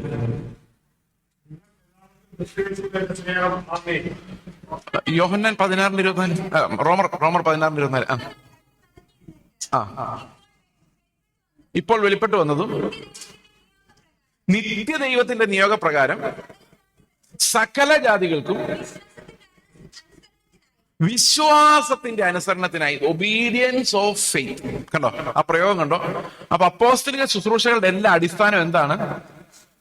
നമ്മളെല്ലാവരും എന്തനുസരിക്കണം? പുറമേയുള്ള മാങ്ങാപ്പഴം കഴിച്ചാൽ പോരാ, അതിനകത്തുള്ള മാങ്ങാണ്ടിയും കൂടെ നമ്മൾ അനുസരിക്കണം. അതനുസരിക്കണമെങ്കിൽ നമുക്ക് എന്ത് വേണ്ടി വരും? ഈ അപ്പോസ്തലിക ഉപദേശം വേണ്ടി വരും. മനസ്സിലാവുന്നുണ്ടോ? അപ്പൊ അപ്പോസ്തലിക ഉപദേശം പറഞ്ഞ വലിയൊരു ഡോറ നമുക്ക് തുറന്നായിരുന്നു. അനുസരണത്തിന്റെയും വിശുദ്ധീകരണത്തിന്റെയും ഒരു പെരുവഴിയിലേക്കാണ് ഈ അപ്പോസ്തലിക ഉപദേശം നമ്മൾ എത്തിക്കുന്നത്. ഇത് അറിയാതെ പോകുമ്പോൾ എന്ത് സംഭവിക്കുന്നറിയോ? ഈ അപ്പോസ്തലിക ഉപദേശം നമുക്ക് മനസ്സിലായില്ലെങ്കിൽ നമ്മൾ സാധാരണ എല്ലാ മതങ്ങളിലുള്ളത് പോലെ ശക്തനായ ദൈവം, അടി തരുന്ന ദൈവം, ഈ രണ്ട് വിശ്വാസങ്ങളിലേക്ക് ഒതുങ്ങിപ്പോകും. മനസ്സിലാവുന്നുണ്ടോ? ഓക്കെ. ഇനി നമ്മൾ ഈ റോമാലേഖനം നമ്മൾ വായിക്കുമ്പോൾ റോമാലേഖനത്തിൽ പറയുന്ന പ്രധാനപ്പെട്ട ഒരു കാര്യമാണ് ലോകത്തിലുള്ള സകല മനുഷ്യരും പാപികളാണ്. ഇതാണ് അപ്പോസ്തലിക ഉപദേശത്തിന്റെ ഫൗണ്ടേഷൻ. നിങ്ങൾ എത്ര കഠിനാധ്വാനം ചെയ്താലും യു റിമെയിൻ എ സിന്നർ. കാരണം പുതിയ നിയമത്തിൽ ആകെ ഒരൊറ്റ കൽപ്പനയുള്ളൂ. എന്താ കൽപ്പന? എന്താ കൽപ്പന? ഈ മാങ്ങാണ്ടി രാവിലെ പറഞ്ഞ്, അതായത് ദൈവത്തിന്റെ പ്രമാണം ഒരു മാങ്ങാപ്പഴം പോലെയാണെന്നും അതിന്റെ ഫ്ലഷി പാർട്ട് അനുസരിക്കാൻ ഭയങ്കര എളുപ്പമാണെങ്കിലും അതിനകത്തൊരു സീഡ് ഉണ്ടെന്നും ആ സീഡ് അനുസരിക്കാൻ നമ്മളെ കൊണ്ട് പറ്റില്ല എന്നുമാണ് നമ്മൾ രാവിലെ കണ്ടത്. ഓക്കെ. ആ സീഡ് എന്താണ്? There is only one commandment in the new testament. Old testament 2 commandments ഉണ്ടായിരുന്നു. എന്തൊക്കെയായിരുന്നു? ഒന്ന്, നിന്റെ ദൈവമായ കർത്താവിനെ നീ പൂർണ്ണ ഹൃദയത്തോടും പൂർണ്ണാത്മാവോടും പൂർണ്ണ മനസ്സോടും പൂർണ്ണ ശക്തിയോടും കൂടി സ്നേഹിക്കുക. 2, നിന്നെ പോലെ നിന്റെ അയൽക്കാരനെ സ്നേഹിക്കുക, കൂട്ടുകാരനെ സ്നേഹിക്കുക. ഈ 2 പ്രമാണങ്ങളിൽ സകല ന്യായപ്രമാണവും പ്രവാചകന്മാരും അടങ്ങി. അപ്പൊ ന്യായപ്രമാണം പ്രവാചകന്മാരല്ലാതെ കൂട്ടി 2 പ്രമാണം. എന്തുവാ? അപ്പൊ മൊത്തം ന്യായപ്രമാണവും പ്രവാചകന്മാരും വായിക്കുന്നതിന് പകരം നമ്മൾ എന്ത് വിചാരിച്ചാൽ മതി? നീ നിന്റെ ദൈവമായ കർത്താവിനെ പൂർണ്ണ ഹൃദയത്തോടും പൂർണ്ണാത്മാവോടും പൂർണ്ണ മനസ്സോടും പൂർണ്ണ ശക്തിയോടും സ്നേഹിക്കുകയും നിന്നെപ്പോലെ നിന്റെ കൂട്ടുകാരനെ സ്നേഹിക്കുകയും ചെയ്യുക. ഇതാണ് പഴയ നിയമം. പുതിയ നിയമം എന്താ? ഒറ്റ പ്രമാണം. പറയാം. യോഹന്നാന്റെ സുവിശേഷം 15:12 വായിക്കും, പെട്ടെന്ന് വായിക്കും. ആദ്യം കിട്ടുന്നവരെ ചട്ടപ്പടാ. ഞാൻ നിങ്ങളെ സ്നേഹിച്ചിരിക്കുന്നവരെ, നിങ്ങളുടെ കഴിവല്ല, നിങ്ങളുടെ പൂർണ്ണ ഹൃദയമല്ല, ഒന്നുമല്ല, നിങ്ങളല്ല, ഞാൻ നിങ്ങളെ സ്നേഹിച്ചിരിക്കുന്നത് പോലെ നിങ്ങളും തമ്മിൽ സ്നേഹിക്കണമെന്നാകുന്നു എന്റെ കൽപ്പന, എന്നതാകുന്നു എന്റെ കൽപ്പന. ഇത് ഓൺലി വൺ കമാൻഡ്മെന്റ്. ഇനി അടുത്തിരിക്കുന്ന ഒരാളെ നോക്കി, എന്നിട്ട് അടുത്ത വാക്യം വായിച്ചു. തന്റെ സ്നേഹിതന് വേണ്ടി ജീവനെ കൊടുക്കുന്നതിലും അധികമുള്ള സ്നേഹം. അപ്പൊ കർത്താവ് നമ്മളെ സ്നേഹിച്ച സ്നേഹം എന്ന് പറഞ്ഞാൽ എന്ത് സ്നേഹമാണ്? ജീവനെ കൊടുക്കുന്ന സ്നേഹം. അതിനേക്കാൾ വലിയ സ്നേഹം അപ്പൊ അടുത്തിരിക്കുന്ന ഒന്നുകൂടെ നോക്കി. ജീവനെ കൊടുക്കാനുള്ള സ്നേഹമുണ്ടോ? ഒരു 50 ദിനാർ മേടിച്ചിട്ട് തിരിച്ചു കൊടുത്തില്ലെങ്കിൽ പോകുന്ന സ്നേഹം കൊണ്ട് നടക്കുമ്പോഴാണ് ജീവനെ കൊടുക്കുന്ന സ്നേഹം എന്ന് പറയുന്നത്. നിങ്ങളുടെ കയ്യിൽ നിന്ന് പൈസ കടം മേടിച്ചിട്ട് തിരിച്ചു തന്നില്ലെങ്കിൽ തന്നെ നിങ്ങളുടെ സ്നേഹം എല്ലാം പോക്കാം. അവൻ പൈസ തിരിച്ചു തരാതെ നടക്കുന്നത് കണ്ടില്ലേ എന്ന് ഉള്ളിൽ പറഞ്ഞുകൊണ്ടിരിക്കും. ശരിയല്ലേ? അപ്പൊ നമ്മൾ ദൈവത്തിന്റെ പ്രമാണമായിട്ട് എത്ര ദൂരെയാന്ന് ആലോചിച്ച് നോക്കി. ഈ മരിക്കുന്ന കാര്യം പോട്ടെ, നമുക്ക് സ്വാഭാവികമായ സ്നേഹം പോലും നമ്മുടെ ഉള്ളിലില്ല. വേറൊരു ഭാഷ പറഞ്ഞാൽ നിങ്ങളുടെ വീട്ടിലൊരു ഭിക്ഷക്കാരൻ വരികയാണെങ്കിൽ, ഇവിടെ വരികയല്ല, അവിടുത്തെ കാര്യം ഇവിടെ വരുമായിരിക്കും, വരികയല്ല. ഓക്കെ, പൈസ ചോദിച്ച പലരും വരുമെന്ന് എനിക്കറിയാം. അപ്പൊ ഇവര് വന്നു കഴിഞ്ഞിട്ട് നിങ്ങൾ പൈസ കൊടുക്കണം എന്നല്ല കമാൻഡ്മെന്റ്. അത് കമാൻഡ്മെന്റ് ആണ്. പക്ഷെ യഥാർത്ഥ കമാൻഡ്മെന്റ് എന്താ? നിങ്ങളെ എങ്ങനെയാണോ കർത്താവ് സ്നേഹിച്ചത് അതുപോലെ നിങ്ങളും തമ്മിൽ. അപ്പൊ ആ കൽപ്പന അനുസരിക്കാനാണ് നമുക്ക് പറ്റാത്തത്. ഈ സ്നേഹം എന്ന് പറഞ്ഞ സാധനം നമ്മുടെ ജഡത്തിൽ ഉണ്ടായാലല്ലേ നമുക്ക് സ്നേഹിക്കാൻ പറ്റുള്ളൂ. അത് പൗലോസ് തന്നെ പറയുന്നുണ്ട്, സ്നേഹിക്കണം എന്ന് ആഗ്രഹമില്ലാഞ്ഞിട്ടല്ല. ഈ പാപത്തെ എക്സ്പ്ലെയിൻ ചെയ്ത് പൗലോസ് 7-ാം അധ്യായത്തിലേക്ക് വരുമ്പോൾ പറയാണ്, ചെയ്യണമെന്ന് ആഗ്രഹമുണ്ട്, പക്ഷെ നടക്കുന്നില്ല. അവിടെ പറയുന്നത് ഇച്ഛിക്കാത്ത തിന്മയാണ് എൻ്റെ ഉള്ളില് വരുന്നത്. അപ്പൊ എനിക്ക് നന്മ ചെയ്യണമെന്ന് ആഗ്രഹം ഉണ്ടെങ്കിലും എനിക്ക് സാധിക്കുന്നില്ല. കാരണം എന്താ? എന്നിൽ വസിക്കുന്ന പാപമാണ്. അപ്പൊ ശരിക്കും ന്യായപ്രമാണം നല്ലതാണ്, അത്യുന്നതമാണ്, അതൊരു നല്ല മാങ്ങാപ്പഴമാണ്. മാങ്ങാണ്ടി അതിനകത്തുണ്ടെന്നേ ഉള്ളൂ, സീഡ്ലെസ് അല്ല, അത്രേ ഉള്ളൂ. പക്ഷെ ഇത് അനുസരിക്കാനുള്ള കഴിവ് എനിക്കില്ല.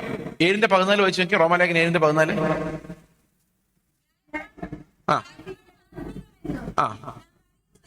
ന്യായപ്രമാണം ആത്മീകമാണ്, നമുക്ക് എല്ലാവർക്കും അറിയാം. ഞാനോ ജഡമയൻ, പാപത്തിന് ദാസനായി വിൽക്കപ്പെട്ടവൻ തന്നെ. അപ്പൊ I am in slavery to sin. എന്റെ അവസ്ഥ എന്താണ്? ഞാൻ പാപത്തിന്റെ അടിമയാണ്. ഈ അടിമയുടെ പ്രത്യേകത എന്താണെന്നറിയോ? നിങ്ങളെല്ലാം ജോലി ചെയ്ത് ജീവിക്കുന്നവരാ അല്ലേ? നിങ്ങൾ അടിമകളല്ല. നിങ്ങൾക്ക് വേണമെങ്കിൽ ജോലി വേണ്ടാന്ന് പറഞ്ഞ് എഴുതി കൊടുത്തിട്ട് നാട്ടിൽ പോകണം, പൈസ കിട്ടില്ലെന്നേ ഉള്ളൂ. ശരിയല്ലേ? ഇങ്ങനെയല്ലേ? അല്ലെങ്കിൽ പറയാം, എനിക്ക് ഇത്രയും ജോലി ചെയ്യാൻ പറ്റിയല്ല, എനിക്ക് വയ്യ. കേരളത്തിലൊക്കെയാണ് ഈസി ആയിട്ട് പറയാം. അപ്പൊ ഈ ജോലി ചെയ്ത് ശമ്പളം മേടിക്കുന്നവരെ നമ്മൾക്ക് അടിമകൾ എന്ന് പറയാൻ പറ്റില്ല. എന്നാൽ നിങ്ങൾക്ക് ശമ്പളം ഇല്ലെന്ന് വിചാരിച്ചോ, നിങ്ങൾക്ക് ജോലി നിർത്താനുള്ള റൈറ്റ് ഇല്ലെന്ന് വിചാരിച്ചു, നിങ്ങൾക്ക് വയ്യ എങ്കിലും യജമാനൻ പണിയെടുക്കാൻ പറഞ്ഞാൽ പണിയെടുത്തേ പറ്റുള്ളൂ. ശമ്പളമില്ല, ലീവില്ല, ഇട്ടിട്ട് പോരാൻ പറ്റിയല്ല. ഇതിനെയാണ് നമ്മൾ സ്ലേവറി എന്ന് പറയുന്നത്. കാരണം you are purchased by your master. നിങ്ങളുടെ യജമാനൻ നിങ്ങളെ വില കൊടുത്ത് വാങ്ങിയത് നിങ്ങൾ ഉപയോഗിക്കാൻ വേണ്ടിയാണ്. നിങ്ങൾക്ക് റൈറ്റ്സ് ഒന്നുമില്ല. ഇതിനെയാണ് നമ്മൾ സ്ലേവറി എന്ന് പറയുന്നത്. എന്നെ ഒരുത്തൻ പൈസ കൊടുത്ത് മേടിച്ചുകൊണ്ട് പോയേക്കുവാണ്. എന്നിട്ട് അവന്റെ പറമ്പിൽ എന്നെ കൊണ്ട് പണിയിപ്പിക്കുക. പൈസ വേറെ നേരത്തെ ഒരു ഓണറിനെ കൊടുത്തേക്കുന്നത്. ഞാനൊരു പട്ടിയെ പോലെയോ കഴുതയെ പോലെയാണ്. കഴുതയ്ക്ക് പൈസ കൊടുക്കണം? വേണ്ട അല്ലെ? നിങ്ങളൊരു ആനയെ വളർത്തി ആനയ്ക്ക് വല്ലപ്പോഴും ശമ്പളം കൊടുക്കേണ്ട കാര്യമുണ്ടോ? ഇല്ല. ആനയെ മേടിച്ചവന് കാശ് കൊടുത്തു കഴിഞ്ഞപ്പോ ആ പരിപാടി തീർന്നു.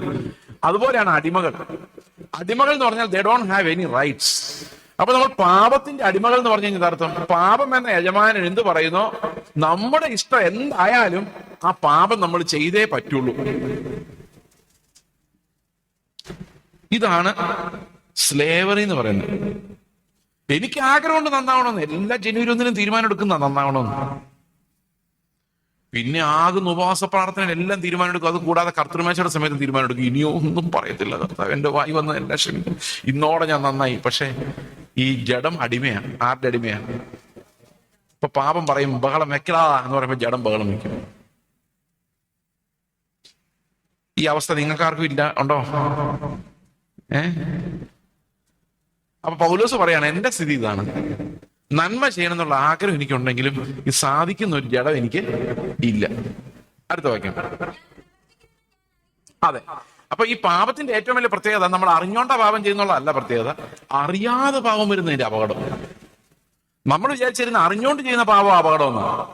പക്ഷെ പൗലോസ് പറയുന്ന അറിഞ്ഞോണ്ട് ചെയ്യുന്ന പാപത്തിന്റെ പ്രത്യേകത ഉണ്ട്. അത് വേണമെങ്കിൽ വേണ്ടാന്ന് വെക്കാം.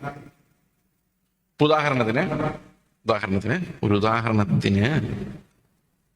എവിടെയും കാണുന്നില്ല. ഓക്കെ. ഈ സാധനം വളരെ പ്രയോജനമുള്ള ഒരു സാധനം. ഞാൻ കേരളത്തിൽ നിന്ന് വരുന്നവർക്ക് ഇതെന്തെന്ന് മനസ്സിലായോ?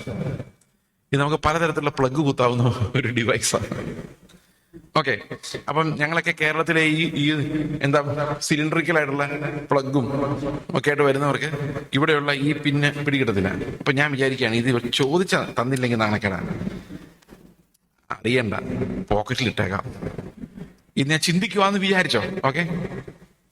അപ്പൊ അത് അറിഞ്ഞോണ്ട് ചെയ്യുന്ന പാപമാണോ അറിയാതെ ചെയ്യുന്ന പാപമാണോ? അറിഞ്ഞോണ്ട്. ഈ അറിഞ്ഞോണ്ട് ചെയ്യുന്ന പാപത്തിന്റെ പ്രത്യേകത എന്ന് വെച്ചാൽ ഐ ആം ഇൻ കൺട്രോൾ. എനിക്ക് വേണമെങ്കിൽ ഇവിടെ ഇരിക്കട്ടെ, വേണ്ടാന്ന് വെക്കാം. മനസ്സിലായോ? അപ്പൊ അത് അത്ര എന്നെ ബോധർ ചെയ്യുന്നില്ല. കാരണം എന്താ? ഈ പാപം വേണമെങ്കിൽ എനിക്ക് വേണ്ടാന്ന് വെക്കാം. കൊള്ളാല്ലേ? അപ്പൊ they are voluntary sins. It depends on my willpower. മനസ്സിലായോ? എന്നാൽ ഇൻവോളണ്ടറി സിൻ എന്ന് പറഞ്ഞാൽ എന്താണെന്നറിയോ? ഞാൻ നിങ്ങളോട് ഇപ്പൊ പ്രസംഗിച്ചുകൊണ്ടിരിക്കുമ്പോ കർത്താവിനെ പോലെ ആകണമെന്ന് എനിക്ക് ആഗ്രഹമുണ്ട്. കർത്താവ് നിങ്ങളോട് സംസാരിക്കുമായിരുന്നെങ്കിൽ ഭയങ്കര സ്നേഹമായിരുന്നേനെ, ഭയങ്കര ഭാരമായിരുന്നേനെ, ഭയങ്കര അതോറിറ്റി ആയിരുന്നേനെ. ഞാൻ അതിന്റെ വളരെ ബലഹീനമായ ഒരു അനുകരണമാണ്. അപ്പൊ എനിക്ക് ആഗ്രഹമുണ്ട് നിങ്ങളോടെല്ലാം എനിക്ക് ജെന്യുവിൻ അകപ്പ ഉണ്ടാകണമെന്ന്. പക്ഷേ എന്റെ ഉള്ളിൽ ആ സാധനം ഉണ്ടാകുന്നില്ല. അതുകൊണ്ട് കർത്താവ് എന്റെ പ്രസംഗത്തിന് മാർക്കിടുമ്പം 0-ൽ കൂടുതൽ ഒന്നും ഇടാൻ ഈ പ്രസംഗത്തിന് അർഹതയില്ല. കാരണം എന്താ? എന്റെ ജഡത്തിൽ വസിക്കുന്നത് നിങ്ങളോടുള്ള സ്നേഹമല്ല. മനസ്സിലാവുന്നുണ്ടോ? ചുറ്റായല്ലേ? ഇത് ഞാൻ അറിയുന്നില്ല. അത് മാത്രമല്ല, എന്റെ ഭാര്യയോട് എനിക്ക് ഭയങ്കര സ്നേഹമാ പാസ്റ്ററെ. ചുമ്മാ പറയുന്നത് ഞാൻ പറയാൻ കാരണം ഈ ഭാര്യയും കൊണ്ട് ഒത്തിരി പ്രയോജനമുണ്ട് ഭർത്താവിന്. രാവിലെ ചൂട് ചായ, പിന്നെ ശുശ്രൂഷ, പനി പിടിച്ചു കിടക്കുമ്പോൾ ചുക്കുവെള്ളം, ഇതെല്ലാം ചുമ്മാ വരത്തില്ലല്ലോ. ഇനി നേരെ ഈ ഭാര്യ ഒന്ന് തല തിരിഞ്ഞു നോക്കിക്കേ. നിങ്ങളുടെ ഒരു പണിക്കും ഇനി ഞാൻ ഇല്ല എന്ന് പറഞ്ഞു കഴിഞ്ഞാൽ പതുക്കെ പതുക്കെ ഈ സ്നേഹം റിയൽ ആണോ നമുക്കൊന്ന് പരിശോധിച്ച് നോക്കാൻ പറ്റും. ഇതൊന്നും സ്നേഹമല്ല. ഇതൊക്കെ നമുക്ക് ലഭിക്കുന്ന ബെനിഫിറ്റ്സിന് ഞാൻ ഇത്രയും ക്രൂരമായിട്ട് നിങ്ങളോട് സംസാരിക്കണ്ടായിരുന്നല്ലേ? സത്യം പറയാതിരിക്കാൻ പറ്റാത്തതുകൊണ്ട് പറഞ്ഞു പോകുന്നതാണ്. ഇത് അങ്ങോട്ടും ഇങ്ങോട്ടുള്ളൊരു പ്രസാദിപ്പിക്കലാണ്. സമ്മതിച്ചോ? നിങ്ങൾ സമ്മതിക്കുമോ എന്ന് എനിക്കറിയാൻ മേല. എന്നാലും അത് അങ്ങനെയാണെന്നാ പൗലോസ് പറയുന്നത്. കാരണം നമ്മുടെ ജഡത്തിൽ എന്ത് വസിക്കുന്നില്ല? ഒരു നന്മയും വസിക്കുന്നില്ല. നമ്മുടെ ഉള്ളിൽ വസിക്കുന്നത് നമ്മുടെ കാര്യം നേരെ നടക്കാൻ, നമ്മുടെ കാര്യത്തിനൊരു കുറവ് ഉണ്ടാകാതിരിക്കാൻ ആ ആളുടെ ശുശ്രൂഷ എനിക്ക് വേണം. അപ്പൊ തിരിച്ച് സ്നേഹം കൊടുക്കാനും വാങ്ങിക്കാനും ഒരാളുണ്ട്, എനിക്കും കുറച്ച് കിട്ടും. ഇതാണ്. സമ്മതിച്ചോ? അപ്പൊ നമ്മുടെ ജഡത്തിൽ എന്ത് വരുന്നില്ല, സ്വാഭാവികമായിട്ട് എന്ത് വരികയില്ല, ഈ ക്രിസ്തുവിന്റെ സ്നേഹം എന്ന് പറയുന്ന അഗപ്പെ എന്ന് പറയുന്ന ഒരു സാധനം ഒരു മനുഷ്യന്റെ ഉള്ളിൽ ഉണ്ടാകുന്നില്ലാത്തത് കൊണ്ട് ഏത് പ്രവൃത്തിയും ദൈവത്തിന് മുമ്പിൽ സീറോയാണ്. കാരണം എന്താ? Multiplied by agape. Agape is zero. So everything multiplied by zero is maths. Okay, anything multiplied by zero is zero. അപ്പൊ അഗപ്പെ ഇല്ലാത്തതുകൊണ്ട് ഞാൻ നിങ്ങളോട് പ്രസംഗിക്കുന്ന പ്രസംഗത്തിന്റെയും സ്വർഗത്തിലെ തൂക്കി നോക്കുമ്പോൾ കുറവുള്ളതായിരിക്കും. ഇനി ഞാൻ പറയാം, എന്റെ ബ്രദറെ നിങ്ങൾ വിശ്വാസികളല്ലേ, ഒന്ന് ക്ഷമിക്കേ എന്ന് പറഞ്ഞു വിചാരിച്ചോ. ബ്രദറെ ഞാൻ പണ്ട് ക്ഷമിച്ചു എന്നാ ഈ പാവം വിശ്വസിച്ചിരിക്കുന്നേ. പക്ഷെ ഉള്ളിന്റെ ഉള്ളിൽ ക്ഷമിച്ചിട്ടില്ല എന്നുള്ള കാര്യം പരിശുദ്ധാത്മാവിന് മാത്രം അറിയത്തുള്ളൂ. കാരണം ഈ മറ്റവൻ ഒന്ന് കാല് സ്ലിപ്പാവുമ്പോ ഉണ്ടല്ലോ, അത് സ്ലിപ്പ് ആകേണ്ടതായിരുന്നു എന്റെ ഉള്ളിൽ തോന്നുന്നത്. എന്തുകൊണ്ടാണെന്നറിയോ? ക്ഷമിക്കാത്തോണ്ടാ. അപ്പൊ പ്രശ്നം എന്താണെന്ന് വെച്ച് കഴിഞ്ഞാൽ നമ്മുടെ ശരീരത്തിൽ ഇതിന് തക്കതായ ഹോർമോണുകളൊന്നും വരുന്നില്ല. ഏതിന്റെ? ഈ അകപ്പ ഉണ്ടാക്കാനോ ദൈവത്തെ അനുസരിക്കാനോ ഉള്ള ഹോർമോണുകളൊന്നും ഉണ്ടാകുന്നില്ല. തല്ലിപ്പൊളി ഉണ്ടാക്കാനും വഴക്കുണ്ടാക്കാനും എറിഞ്ഞു പൊട്ടിക്കാനുള്ള ഹോർമോണെ ഉണ്ടാകുന്നുണ്ട്. ദേഷ്യം വരുന്നുണ്ട്. അഡ്രിനാലിൻ ഇങ്ങനെ ഒഴുകുമ്പോഴേക്കും ഈ ഫോണൊക്കെ എടുത്തോ ഒരൊറ്റ എറിഞ്ഞു പൊട്ടിക്കാന്നുള്ളതാണ്. കാരണം അതാ എന്നാലും അഡ്രിനാലിൻ അടങ്ങുള്ളൂ. സൈക്കോളജിസ്റ്റൊക്കെ പറയും നിങ്ങൾ അത്രയും ദേഷ്യം സഹിക്കാൻ പറ്റുന്നില്ല, അമ്മായിയമ്മയുടെ പേരെഴുതി വെച്ചിട്ട് ചാക്കില് മണൽ നിറച്ചിട്ട് കെട്ടി തൂക്കിയിട്ട് ഇടിക്കാനാണ്. അപ്പൊ ഉള്ളിലുള്ള ഈ ഹോർമോണുകൾ ഇരുന്ന് നിങ്ങൾക്ക് ഹാർട്ട് അറ്റാക്ക് ഉണ്ടായി തട്ടിപ്പോകുന്നതിനേക്കാളും നല്ലത്. കാരണം നമ്മുടെ ശരീരം അതുപോലത്തെ പ്രശ്നക്കാരനാണ്. സമ്മതിച്ചോ? ഇതൊക്കെ പൗലോസ് എങ്ങനെ അറിഞ്ഞെന്നാ ഞാൻ അന്നേരം ആദ്യം ആലോചിച്ചത്. കാരണം ഇതൊക്കെ ശാസ്ത്രജ്ഞന്മാർ ഇപ്പോഴാ കണ്ടുപിടിച്ച് വരുന്നത്. ഈ ശരീരമാണ് പ്രശ്നമെന്നും ശരീരം ഉള്ളിടത്തോളം കാലം നമ്മൾ ജനറ്റിക്കലി വയേർഡ് ആണെന്നും കേട്ടിട്ടുണ്ടത്. ഈ ജനറ്റിക്കലി വയേർഡ് എന്നുള്ള സ്റ്റേറ്റ്മെന്റ് നിങ്ങൾ കേട്ടിട്ടുണ്ടോ? അത് ശാസ്ത്രജ്ഞന്മാർ പറഞ്ഞു ഏത് മനുഷ്യനും ജനറ്റിക്കലി വയേർഡാണ്. അപ്പന്റെ അമ്മയുടെ ജീനുകൾ വെച്ചാണ് നമുക്ക് ദേഷ്യം വരുന്നതും നമ്മുടെ ടെമ്പറാമെന്റ് ഒരു പ്രത്യേക രീതിയിലായതും. അവൻ അപ്പന്റെ അതേ സ്വഭാവം ആ ബ്രദറെ എന്ന് പറയുന്നത് ഈ ജനറ്റിക്കൽ വയറിങ്. അത് ഇനി ജനറ്റിക്കൽ വയറിങ് പോരാഞ്ഞിട്ടൊരു എൻവയറൺമെന്റൽ വയറിങ്ങും കൂടെ ഉണ്ട്. വളർന്നു വന്ന സാഹചര്യം, H&E, ഹെറിഡിറ്റി ആൻഡ് എൻവയറൺമെന്റ്. നമുക്ക് ഒരു കൺട്രോൾ ഇല്ല അതിനൊന്നും. അപ്പൊ ഓരോ മനുഷ്യരുടെ സ്വഭാവം, കരയുന്ന സ്വഭാവം, ചിലർ ജനിക്കുമ്പോഴേ ഭയങ്കര സൗമ്യന്മാരാണ്. അങ്ങനെയുള്ളവരെ സ്വർഗത്തിൽ കൊണ്ടുപോകാൻ പറ്റുമോ? മുഴുവൻ തട്ടിപ്പാണ്. ഇതിന്റെ ജനറ്റിക്കൽ പ്രോഗ്രാം ഇതൊന്നും ആത്മാവിൽ നിന്ന് വരുന്നതല്ല, ഈ മാനസികമായ നന്മകളാ. അതൊക്കെ നിങ്ങൾക്കറിയാം. ഈ സൗമ്യരിൽ സൗമ്യനായ മനുഷ്യൻ ദേഷ്യപ്പെടുമ്പോൾ അവൻ ആ ദേശം മുഴുവൻ കത്തിക്കും. കാരണം ഇത് സ്പെൻഡപ്പ് ഇമോഷൻസാ. അത് എപ്പോഴെങ്കിലും അതിനൊരു വെന്റിലേഷൻ വേണം. ആ വെന്റിലേഷൻ എന്ന് പറഞ്ഞു കഴിഞ്ഞാൽ എല്ലാത്തിനും തകർക്കുന്ന ഒരു വെന്റിലേഷൻ ആയിരിക്കും. ചിലപ്പോൾ ആ ഇടുക്കി ബുദ്ധിയൊക്കെ തെറിച്ചു പോകും. കാരണം അതുപോലെയാണ് അടക്കി വെച്ച സപ്രസ്ഡ് ആങ്കർ എന്ന് പറയുന്നത്. മനുഷ്യൻ അത്രയൊക്കെ ഉള്ളൂ. ഇനി 21 വാക്യം മനുഷ്യൻ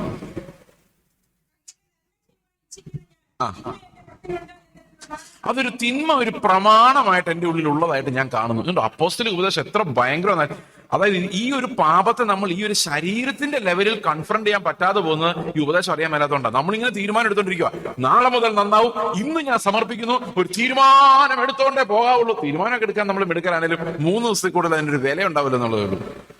അടുത്ത വാക്യം. ഉള്ളം കൊണ്ട് എനിക്കിത് ഭയങ്കര ഇഷ്ടമാണ്, പ്രസംഗിക്കാൻ ഇഷ്ടമാണ്. സ്നേഹത്തെക്കുറിച്ച് എത്ര നേരം വേണമെങ്കിലും ഞാൻ പ്രസംഗിക്കും, എത്ര തീരുമാനം വേണമെങ്കിലും എടുക്കും. പക്ഷേ എന്റെ ബുദ്ധിയുടെ പ്രമാണത്തോട് പോരാടുന്ന ബുദ്ധി എന്താ പറയുന്നത്? ദൈവം പറയുന്നത് അംഗീകരിക്കടാ. ബുദ്ധിക്ക് തെളിവായ ഒരു പ്രമാണം വെളിപ്പെട്ട് വന്നിട്ടുണ്ട്. അസൂയ ദൈവത്തിന് ഇഷ്ടമില്ല, പിണക്കം ദൈവത്തിന് ഇഷ്ടമില്ല. ബുദ്ധി പറയുക നീ പിണങ്ങരുത്, ആരോടും അസൂയപ്പെടരുത്. പക്ഷെ അടുത്ത വീട്ടുകാരന് ആ കാറ് വാങ്ങിച്ച് മുമ്പ് ഇട്ടിരിക്കുന്ന എന്താണെന്ന് അറിയാൻ മേല. അസൂയാണോ അതൊന്നും അറിയത്തില്ല. അസൂയപ്പെടരുതെന്ന് നിയമം ഉണ്ടെങ്കിൽ ഇത് ശരീരത്തിന് ഇങ്ങനെ വരുവോ? അടുത്തത് വേറൊരു പ്രമാണം അവയവങ്ങളിൽ കാണുന്നു. ഇത് ആര് കണ്ടുപിടിച്ചത്? ഈ വികാരങ്ങളെല്ലാം എവിടെ നിന്നാ വരുന്നത്? നമ്മുടെ ഓർഗൻസിൽ നിന്നാണ് വരുന്നത്. നമ്മുടെ ഗ്ലാൻഡുകളിൽ സെക്രറ്റഡ് ആകുന്ന ഹോർമോൺസിൽ നിന്ന്, നമ്മുടെ തലയിൽ കൂടെ പോകുന്ന കെമിക്കൽസിൽ നിന്ന്, അല്ലെ നമ്മുടെ ബിഹേവിയർ എല്ലാം കൺട്രോൾ ചെയ്യുന്നത് എവിടെ നിന്നാ? ഈ അഡ്രിനാലിനും ഡോപ്പമിനും ഒക്കെ. ഈ ഡോപ്പമിന്റെ ഒരു പ്രത്യേകത, ഡോപ്പമിനാന്ന് തോന്നി, എനിക്ക് ബയോളജിക്കലി അത്ര വലിയ അറിവുള്ള ഒരാളല്ല ഞാൻ. ഈ നിങ്ങൾ ടോയ് എടുത്തു കഴിഞ്ഞാൽ കുറച്ചു നേരം കഴിയുമ്പോൾ ടോയ് വേണ്ടാന്ന് തോന്നും. ഒരു ഫോൺ വാങ്ങിച്ചു കഴിഞ്ഞാൽ 2-3 വർഷം കഴിയുമ്പോൾ വേണ്ടാന്ന് തോന്നും. സഹോദരിമാർക്ക് അത്രയും തോന്നുന്നില്ല. കാരണം സഹോദരിമാർ ഫോണിലല്ല രസിക്കുന്നതിന് അപ്പുറത്തുള്ള ഗോസിപ്പിലാണ് കൂടുതൽ രസിക്കുന്നത്. അത് പുതിയത് കിട്ടിയാൽ മതി അവർക്ക്. പക്ഷെ സഹോദരന്മാർക്ക് ഫോൺ തന്നെ പുതിയത് കിട്ടണം, എങ്കിലേ അവർക്കൊരു സമാധാനമുള്ളൂ. അപ്പൊ 2-3 വർഷം കഴിയുമ്പോൾ ഇവരിത് മാറും. അപ്പൊ അപ്പൊ ഭാര്യമാര് ചോദിക്കും, നിങ്ങൾ ഈ ഫോൺ ഇപ്പോഴും നല്ല വർക്ക് ചെയ്യുന്നുണ്ടല്ലോ, എന്തിനാണ് മാറി പൈസ കളയുന്നത്? അവർക്ക് മാത്രം അവന്റെ ഡോപ്പമിൻ പോയ വിഷയം അറിയത്തുള്ളൂ. അപ്പൊ പുതിയത് കിട്ടിക്കൊണ്ടേ ഇരിക്കണം. കല്യാണം കഴിച്ച് കഴിയുമ്പോൾ ഇവർ ഒട്ടിപ്പിടിച്ച് കെട്ടിപ്പിടിച്ച് റോട്ടിൽ കൂടെ നടക്കുകയും പിന്നെ കുറെ കഴിയുമ്പോൾ ഒരുത്തൻ 10 അര കിലോമീറ്റർ മുമ്പിലാകുന്നതിന്റെ കാര്യം എന്താണെന്നറിയോ? ഈ ഡോപ്പമിൻ ചോർന്നു പോകുന്നതാണ്. ഭയങ്കര പാടാ ഈ ലൈഫ് എന്ന് പറഞ്ഞാൽ. അതായത് എന്ത് സാധനം, ഒരു പുതിയ ജോലി കിട്ടിയ ആദ്യത്തെ 2 ദിവസം ഭയങ്കര ഉത്സാഹമായിരിക്കും. പിന്നെ പതുക്കെ പതുക്കെ നമുക്ക് ജോലിയുടെ സ്ഥലം ഒന്ന് ഓർക്കുമ്പോൾ ഉറക്കം വരും. ബൈക്ക് ആദ്യം മേടിച്ച് കഴിയുമ്പോൾ കഴുകി ക്ലീൻ ആക്കി നമ്മുടെ നാട്ടിൻപുറത്ത് അത് നല്ല പോലെ തിളങ്ങും, കാറൊക്കെ നല്ല പോലെ വാഷ് ചെയ്ത് കുട്ടപ്പനായിരിക്കും. പക്ഷെ 5-6 മാസം കഴിയുമ്പോൾ എവിടെയെങ്കിലും കിടക്കും പൊടിയും പിടിച്ച്. കാരണം ഈ ഡോപ്പമിൻ പോയി, രക്ഷയില്ല. സഹോദരങ്ങൾ, ഇങ്ങനെയുള്ള നമ്മൾ എങ്ങനെ നന്നാവും എന്നാ പൗലോസ് ചോദിക്കുന്നത്. എങ്ങനെ നന്നാവും? കർത്താവിനെ കുറിച്ച് ഒരു പ്രസംഗം കേട്ടാൽ ഭയങ്കര ആവേശം 24 hours. അത് കഴിയുമ്പോൾ നമ്മൾ പഴയ പോലെ. പുതിയ പാസ്റ്റർ വന്ന 1-2-3 വർഷം, അതെ ഡോപ്പമിൻ കാരണമായി 3 വർഷം ട്രാൻസ്ഫർ വെച്ചേക്കുന്നത്. ഒരു രക്ഷയില്ല. പിന്നെ ഭാര്യയും ഭർത്താവിനും മാറാൻ പറ്റില്ല, അതുകൊണ്ട് ഇങ്ങനെ അഡ്ജസ്റ്റ് ചെയ്ത് പോകുന്നു. അപ്പൊ 3 വർഷം കഴിയുമ്പോൾ നമ്മൾ എവിടെയെങ്കിലും ഒരു ബ്രേക്ക് ഒക്കെ എടുത്ത് പോയി നമ്മളൊന്ന് ഫ്രഷ് ആയിട്ട് ഒന്നും കൂടെ ഡോപ്പമിനെയൊക്കെ ഒന്ന് ഉൽപ്പാദിപ്പിച്ച് തിരിച്ചു വരണം. എന്ത് ചെയ്യും? മനുഷ്യന്റെ പാപം എന്ന് പറയുന്നത് ഒരു നിവൃത്തിയില്ലാത്ത സാധനമാണ്. ഞാൻ പറഞ്ഞൊക്കെ ശരിയല്ലേ? അതാ നിങ്ങൾ ചിരിച്ചത്. ഞാൻ തമാശ ഒന്നും പറഞ്ഞില്ല, റിയലി ഒരു തമാശ പറഞ്ഞില്ല. നിങ്ങൾ ചിരിക്കാൻ കാരണം ഇതൊക്കെ നിങ്ങളുടെ ലൈഫിൽ ഉള്ള കാര്യമായിട്ട് തോന്നിയോണ്ടായിരിക്കുമെന്ന് ഞാൻ വിചാരിക്കുന്നു. അപ്പൊ ഇതാണ് പൗലോസ് പറയുന്നത്. ഈ സാധനം ഇങ്ങനെ എന്റെ അവയവങ്ങളിൽ ഇത് പ്രൊഡ്യൂസ് ചെയ്യുന്നിടത്തോളം കാലം എനിക്ക് ഒരിക്കലും ദൈവത്തെ സ്നേഹിക്കാനോ ഒരു വിശ്വാസിയാകാനോ പെർഫെക്റ്റ് ആകാനോ ഒന്നും കഴിയില്ല. ഞാൻ തീരുമാനം എടുത്തുകൊണ്ടിരിക്കും, പക്ഷെ അതിനെതിരെ പോരാടുന്ന ഒരു കൗണ്ടർ ഫോഴ്സ് എന്റെ അവയവങ്ങളിൽ പ്രവർത്തിച്ചുകൊണ്ടിരിക്കും. ഈ കൗണ്ടർ ഫോഴ്സും ന്യൂട്ടൺ പറഞ്ഞൊരു കാര്യമാണ്. ഏതൊരു പ്രവർത്തനത്തിനും തുല്യവും വിപരീതവുമായ ഒരു പ്രതിപ്രവർത്തനം ഉണ്ടായിരിക്കും. To every action there will be an equal and opposite reaction. Wonderful science. Okay, അതുകൊണ്ടാണ് വണ്ടിക്കകത്ത് കയറിയിരുന്ന വണ്ടി തള്ളിയാൽ നമ്മൾ വണ്ടി മുമ്പോട്ട് പോകാത്തത്. നമ്മുടെ കൈ കൊണ്ട് നമ്മൾ മുമ്പോട്ട് തള്ളുമ്പോൾ നമ്മുടെ ശരീരം കൊണ്ട് ആ വണ്ടി നമ്മൾ പുറകോട്ട് തള്ളും. ആ 2 ഫോഴ്സ് ഈക്വൽ ആയതുകൊണ്ട് വണ്ടി അവിടെ തന്നെ കിടക്കും. അതുപോലെ തന്നെ നമ്മുടെ ജഡത്തിൽ തന്നെ ഇരുന്നുകൊണ്ട് നമ്മൾ ജഡത്തെ നന്നാക്കാൻ ശ്രമിച്ചുകൊണ്ടിരിക്കുമ്പോൾ ഈ നന്നാക്കാൻ ശ്രമിച്ച ജഡം കൂടുതൽ പവർഫുൾ ആവും. മനസ്സിലാവുന്നുണ്ടോ ഞാൻ പറയുന്നത്? To every action there will be an equal and opposite reaction. ഞാൻ അതിന്റെ എക്സാമ്പിൾ പറയാം. നിങ്ങൾ കേരളത്തിലോട്ട് പോകുമ്പോൾ കേരളത്തിലെ സഭ, അവിടെ നിങ്ങളുടെ മാതൃസഭ, അവിടെ ഒരു മാതൃസഭ ഉണ്ടല്ലോ അല്ലെ? അവിടുത്തെ മാതൃസഭയിൽ ചർച്ച് പണിയാൻ വേണ്ടി നിങ്ങൾ കുറച്ച് പൈസ കൊടുത്തു എന്ന് വിചാരിച്ചോ? നല്ല പ്രവൃത്തിയാണോ? നല്ല പ്രവൃത്തിയല്ലേ? ഇതിന്റെ കൗണ്ടർ ഫോഴ്സ് എന്താണെന്നറിയോ? നിങ്ങൾ പോയ 5 ലക്ഷം രൂപ സഭയ്ക്ക് കൊണ്ട് കൊടുത്തു വിചാരിച്ചോ? അങ്ങനെ ആരും കൊടുക്കണമെന്ന് ഞാൻ പറയുമല്ല, ഞാനൊരു എക്സാമ്പിൾ പറഞ്ഞത്. അപ്പൊ പാസ്റ്റർ 5 ലക്ഷം രൂപ മേടിച്ച് നിങ്ങളെ ഇത് മേടിച്ചിട്ട് നേരെ ആ അലമാരിക്കകത്തോട്ട് വെച്ചിട്ട് ഒരു രസീത് എഴുതുന്നത്, ഓക്കെ ബ്രദർ എന്ന് പറയണം. നിങ്ങൾക്ക് സഹിക്കാൻ പറ്റുമോ? പറ്റിയല്ല. പാസ്റ്റർ എന്തൂടെ പറയണം? എന്റെ അച്ചായ, ഈ പൈസ കിട്ടിയത് ദൈവത്തിന്റെ കരുണ, അച്ചായനില്ലായിരുന്നെങ്കിൽ, ഇങ്ങനെയൊക്കെ പറയണം അല്ല? എന്നാലും നമുക്കൊരു സുഖം തോന്നുള്ളൂ അല്ലെ? തന്നെയല്ല, അടുത്ത സഭയിലെ ഞായറാഴ്ച ഈ കാര്യം എല്ലാവരോടും പറഞ്ഞ് ഈ അച്ചായനെ ഓർത്തൊന്ന് സ്തോത്രം ചെയ്യണ്ടേ? കർത്താവിന്റെ ക്രൂശിനെ ഓർത്തില്ലെങ്കിലും വേണ്ടേ? സ്തോത്രം ചെയ്യണമെന്ന് മാത്രമല്ല, പ്രസംഗിക്കാൻ വേണ്ടി കുറച്ച് സമയവും കൊടുക്കണ്ടേ? ഇങ്ങനെ കൊടുത്തില്ലെന്ന് വിചാരിച്ചോ? ഈ അച്ചായന്റെ ഉള്ളിൽ വർക്ക് ചെയ്യുന്ന ഒരു കൗണ്ടർ ഫോഴ്സ് ഉണ്ട്. ഈ കൗണ്ടർ ഫോഴ്സ് വലുതായി വലുതായി ഒരാഴ്ചക്കുള്ളിൽ ആ പാസ്റ്റർ ഒരു 5 കുറ്റമെങ്കിലും അച്ചായൻ കണ്ടുപിടിക്കും. കാരണം ഈ നന്മ ചെയ്തതിന്റെ കട ഉള്ളിൽ കിടക്കുക. അവയവങ്ങൾ നിലവിളിക്കോ, നിനക്ക് ഇതിനുള്ള പ്രതിഫലം കിട്ടിയിട്ടില്ല, നിന്നെ അയാൾ ശരിക്കും മാനിച്ചില്ല. ആ സഭ തവിട്ടുപൊടിയാവും ഈ കൗണ്ടർ ഫോഴ്സ് വെച്ച്. അത് പാസ്റ്ററിന് അറിയാം. അതുകൊണ്ട് പാസ്റ്റർ നേരത്തെ തന്നെ ആ ഈഗോയെ ഒന്ന് ആശ്വസിപ്പിച്ചു വിടും. അച്ചായൻ ഇല്ലായിരുന്നെങ്കിൽ ഞങ്ങൾ തെണ്ടിപ്പോയനെ എന്നാക്കി എല്ലാ മഹത്വം അച്ചായനെ കൊടുത്ത് സ്റ്റേജിൽ കയറ്റി ഒന്ന് സന്തോഷിപ്പിച്ച് വിട്ടേ പറ്റൂ. അതല്ലെങ്കിൽ ഒരു മനുഷ്യന്റെ ശരീരത്തിൽ ഉണ്ടാകുന്ന കൗണ്ടർ ഫോഴ്സിന് ആ സഭയെ തകർത്ത് കളയാനുള്ള ശക്തിയുണ്ട്. എത്ര പേർക്ക് ഇത് സത്യം തോന്നുന്നുണ്ട്? ഇനി ഒന്നും വേണ്ട, ഒരു മകനെ പ്രസവിച്ച് വളർത്തുന്ന അമ്മ ചോദിക്കും, 9 മാസം ഞാൻ നിന്നെ ചുമന്നല്ലേടാ, അതിന്റെ കൗണ്ടർ ഫോഴ്സ്, ബഹുമാനിക്കട എന്നെ എന്ന് പറയാതിരിക്കാൻ പറ്റിയല്ലോ. Whatever the flesh does, it demands an account and restitution. അതില്ലാതെ ജഡത്തിന് സമാധാനം ഉണ്ടാകത്തില്ല. അതാ പൗലോസ് പറയുന്നത്, ഞാൻ എന്ത് നന്മ ചെയ്യണമെന്ന് വെച്ചാൽ, ഇനി കർത്താവിനോട് ഇങ്ങനെ തന്നെ നമ്മൾ പറയുന്നത്. കർത്താവിനോട് പറയാം, കർത്താവ് എനിക്ക് നീ കുറെ കാര്യങ്ങൾ ചെയ്തിട്ടുണ്ട്, അതിന് ഞാൻ പകരം ചെയ്തേക്കാം. ഞാൻ നിനക്ക് വേണ്ടി കുറെ കാര്യം ചെയ്തിട്ടുണ്ട്, അതിന് നീ പകരം ചെയ്യണം. കേട്ടിട്ടുണ്ടോ ഇത്? എന്തു ഞാൻ പകരം നൽകും, നീ എന്നെ രക്ഷിച്ചേന്, ഞാൻ എന്തു പകരം നൽകും? 1000 പാട്ടുകൾ. ഒരു പാട്ട് അവന്റെ സഹിക്കാൻ മേലാതെ കർത്താവോടെ ഇരിക്കുന്നു. അന്നേരമാണ് 1000 പാട്ട് കർത്താവ് എനിക്ക് വേണ്ടി കാൽവരി ക്രൂശിൽ മരിച്ചതിന് പ്രതിഫലം. 1000 പാട്ട്.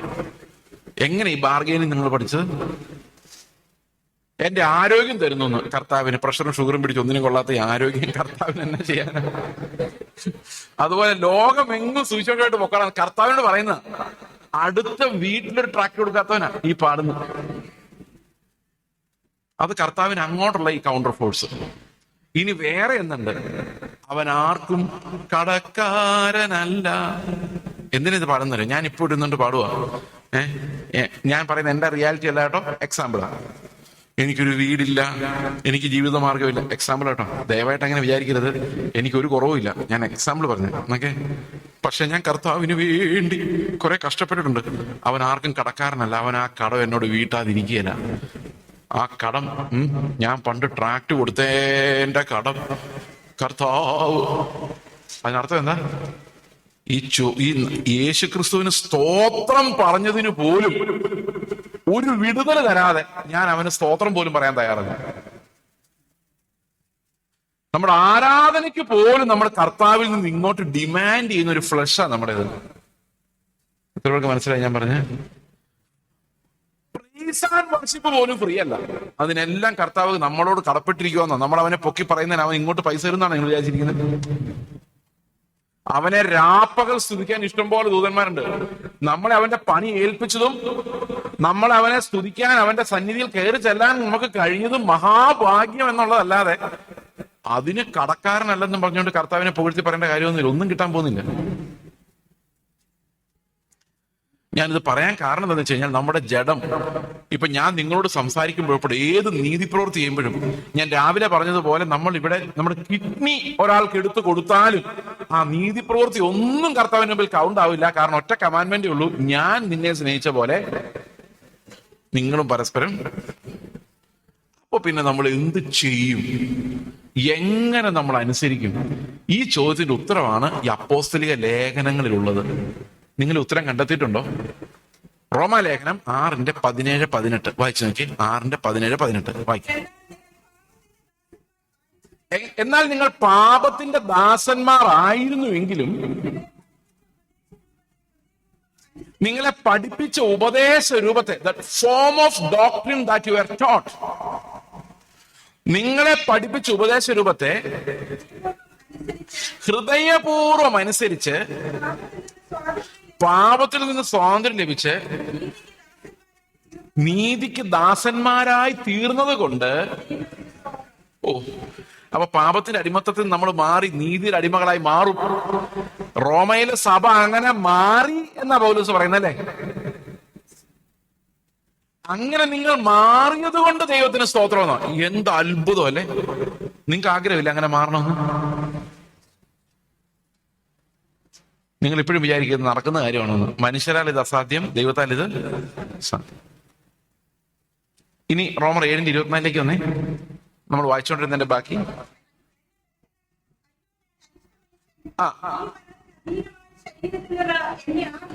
അപ്പൊ ഞാൻ പണ്ടൊക്കെ വിചാരിച്ചുകൊണ്ടിരുന്നത് നമ്മുടെ മോഹങ്ങളാ പ്രശ്നം എന്നാ. പക്ഷെ പൗലോസ് പറയാം, മോഹങ്ങൾ പോലും ഉണ്ടാകുന്നത് എവിടെ നിന്നാ? ഈ നമ്മുടെ പ്രകൃതത്തിൽ നിന്ന്. അതായത് ജഡസ്വഭാവമുള്ളവൻ ജഡത്തിനുള്ളത് ചിന്തിക്കും. അപ്പൊ ചിന്ത എവിടെ നിന്നാ വരുന്നത്? അവന്റെ സ്വഭാവത്തിൽ നിന്നാ വരുന്നത്. ആത്മസ്വഭാവമുള്ളവൻ ആത്മാവിനോട് ചിന്തിക്കും. അപ്പൊ ആത്മസ്വഭാവം എവിടെ നിന്നാ വരുന്നത്? ആത്മചിന്തകൾ എവിടെ നിന്നാ വരുന്നത്? ആത്മസ്വഭാവത്തിൽ നിന്നാ വരുന്നത്. അപ്പൊ ശരിക്കും ഒരു മനുഷ്യൻ എന്ന് പറയുന്നത് അവന്റെ പ്രകൃതം, അവന്റെ ശരീരമാണ്. അല്ല, അവന്റെ ശരീരത്തിൽ വരുന്ന ഹോർമോണുകളാണ്. അവൻ വളർന്നു വന്ന അന്തരീക്ഷമാണ്. മനസ്സിലാവുന്നുണ്ടോ? ഫിലിപ്പി ലേഖനം വരുമ്പോൾ പൗലോസ് പറയുന്നുണ്ട്, ഞാൻ എബ്രായൻ ജനിച്ച എബ്രായനും 8-ാം ദിവസം പരിച്ഛേദനയേറ്റവനും അല്ലെ, ന്യായപ്രമാണം സംബന്ധിച്ച് പരീക്ഷനും എന്നൊക്കെ പറഞ്ഞിട്ട് പറയാം. അതിന്റെ റിസൾട്ട് എന്താണെന്നറിയോ? ന്യായപ്രമാണത്തിലെ നീതി സംബന്ധിച്ച് അനിന്ദ്യൻ, പെർഫെക്റ്റ്, ബ്ലെയിംലെസ്. അതെങ്ങനെ ആയത്? അവൻ യഹൂദനായി ജനിച്ചോണ്ടായത് അല്ലെ? അവന്റെ ഹെറിഡിറ്റി, അവന്റെ എൻവയറൺമെന്റ്, ഇതെല്ലാം കൂടെ ചേർന്നാണ് അവനെ ന്യായപ്രമാണത്തിലെ നീതി സംബന്ധിച്ച് പെർഫെക്റ്റ് ആക്കിയത്. അപ്പൊ ഇവിടെ പൗലോസ് 7:24 പറയുവാ, അയ്യോ ഞാൻ അരിഷ്ട മനുഷ്യൻ, ഈ മരണത്തിന് അധീനമായ ചിന്തകളിൽ നിന്നല്ല, ശരീരത്തിൽ നിന്ന്.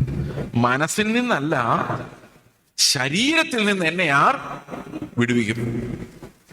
അപ്പൊ ശരിക്കുമുള്ളൊരു മാനസാന്തരത്തിന്റെ കരച്ചിൽ എന്ന് പറയുന്നത് ഈ ശരീരത്തിന്റെ പ്രവണതകളിൽ നിന്ന് നമ്മൾ സ്വാതന്ത്ര്യം പ്രാപിക്കാൻ വേണ്ടിയുള്ള കരച്ചിലാണ്. പക്ഷെ നമുക്കൊരു കാര്യം അറിയാം, കർത്താവ് തേജസ്സിൽ വരുമ്പോഴല്ലാതെ നമ്മുടെ ശരീരത്തിന് ഒരു മാറ്റവും ഉണ്ടാകുന്നില്ല. സമ്മതിച്ചോ? അതുകൊണ്ടാണ് ആത്മാവ് നമ്മുടെ ഉള്ളിൽ വന്നു കഴിഞ്ഞ ഉടനെ തന്നെ ഈ തേജസ്സിന് വേണ്ടിയുള്ള ഞരക്കം സ്റ്റാർട്ട് ചെയ്യുന്നത്. എന്തിനു വേണ്ടിയാ? ഈ ശരീരത്തിൽ ഒരു നന്മയില്ലാത്തത് കൊണ്ടും ഈ ശരീരം നമ്മളെ ശാരീരിക പ്രവണതകളാൽ ദൈവത്തിന്റെ നിയമത്തിനെതിരെ പ്രവർത്തിക്കുന്നത് കൊണ്ടും ആത്മാവ് നമ്മുടെ ഉള്ളിൽ വന്നു കഴിയുമ്പോഴേക്കും ആത്മാവ് എന്തിനു വേണ്ടി ഞരങ്ങിക്കൊണ്ടിരിക്കും? കർത്താവ് എത്രയും പെട്ടെന്ന് ഈ പാപശരീരം രൂപാന്തരപ്പെട്ട് തേജസ് പ്രാപിക്കണമെന്നുള്ളൊരു ഉൾഞരക്കം ഓരോ വിശ്വാസിയുടെ ഉള്ളിൽ കർത്താവ് തരും.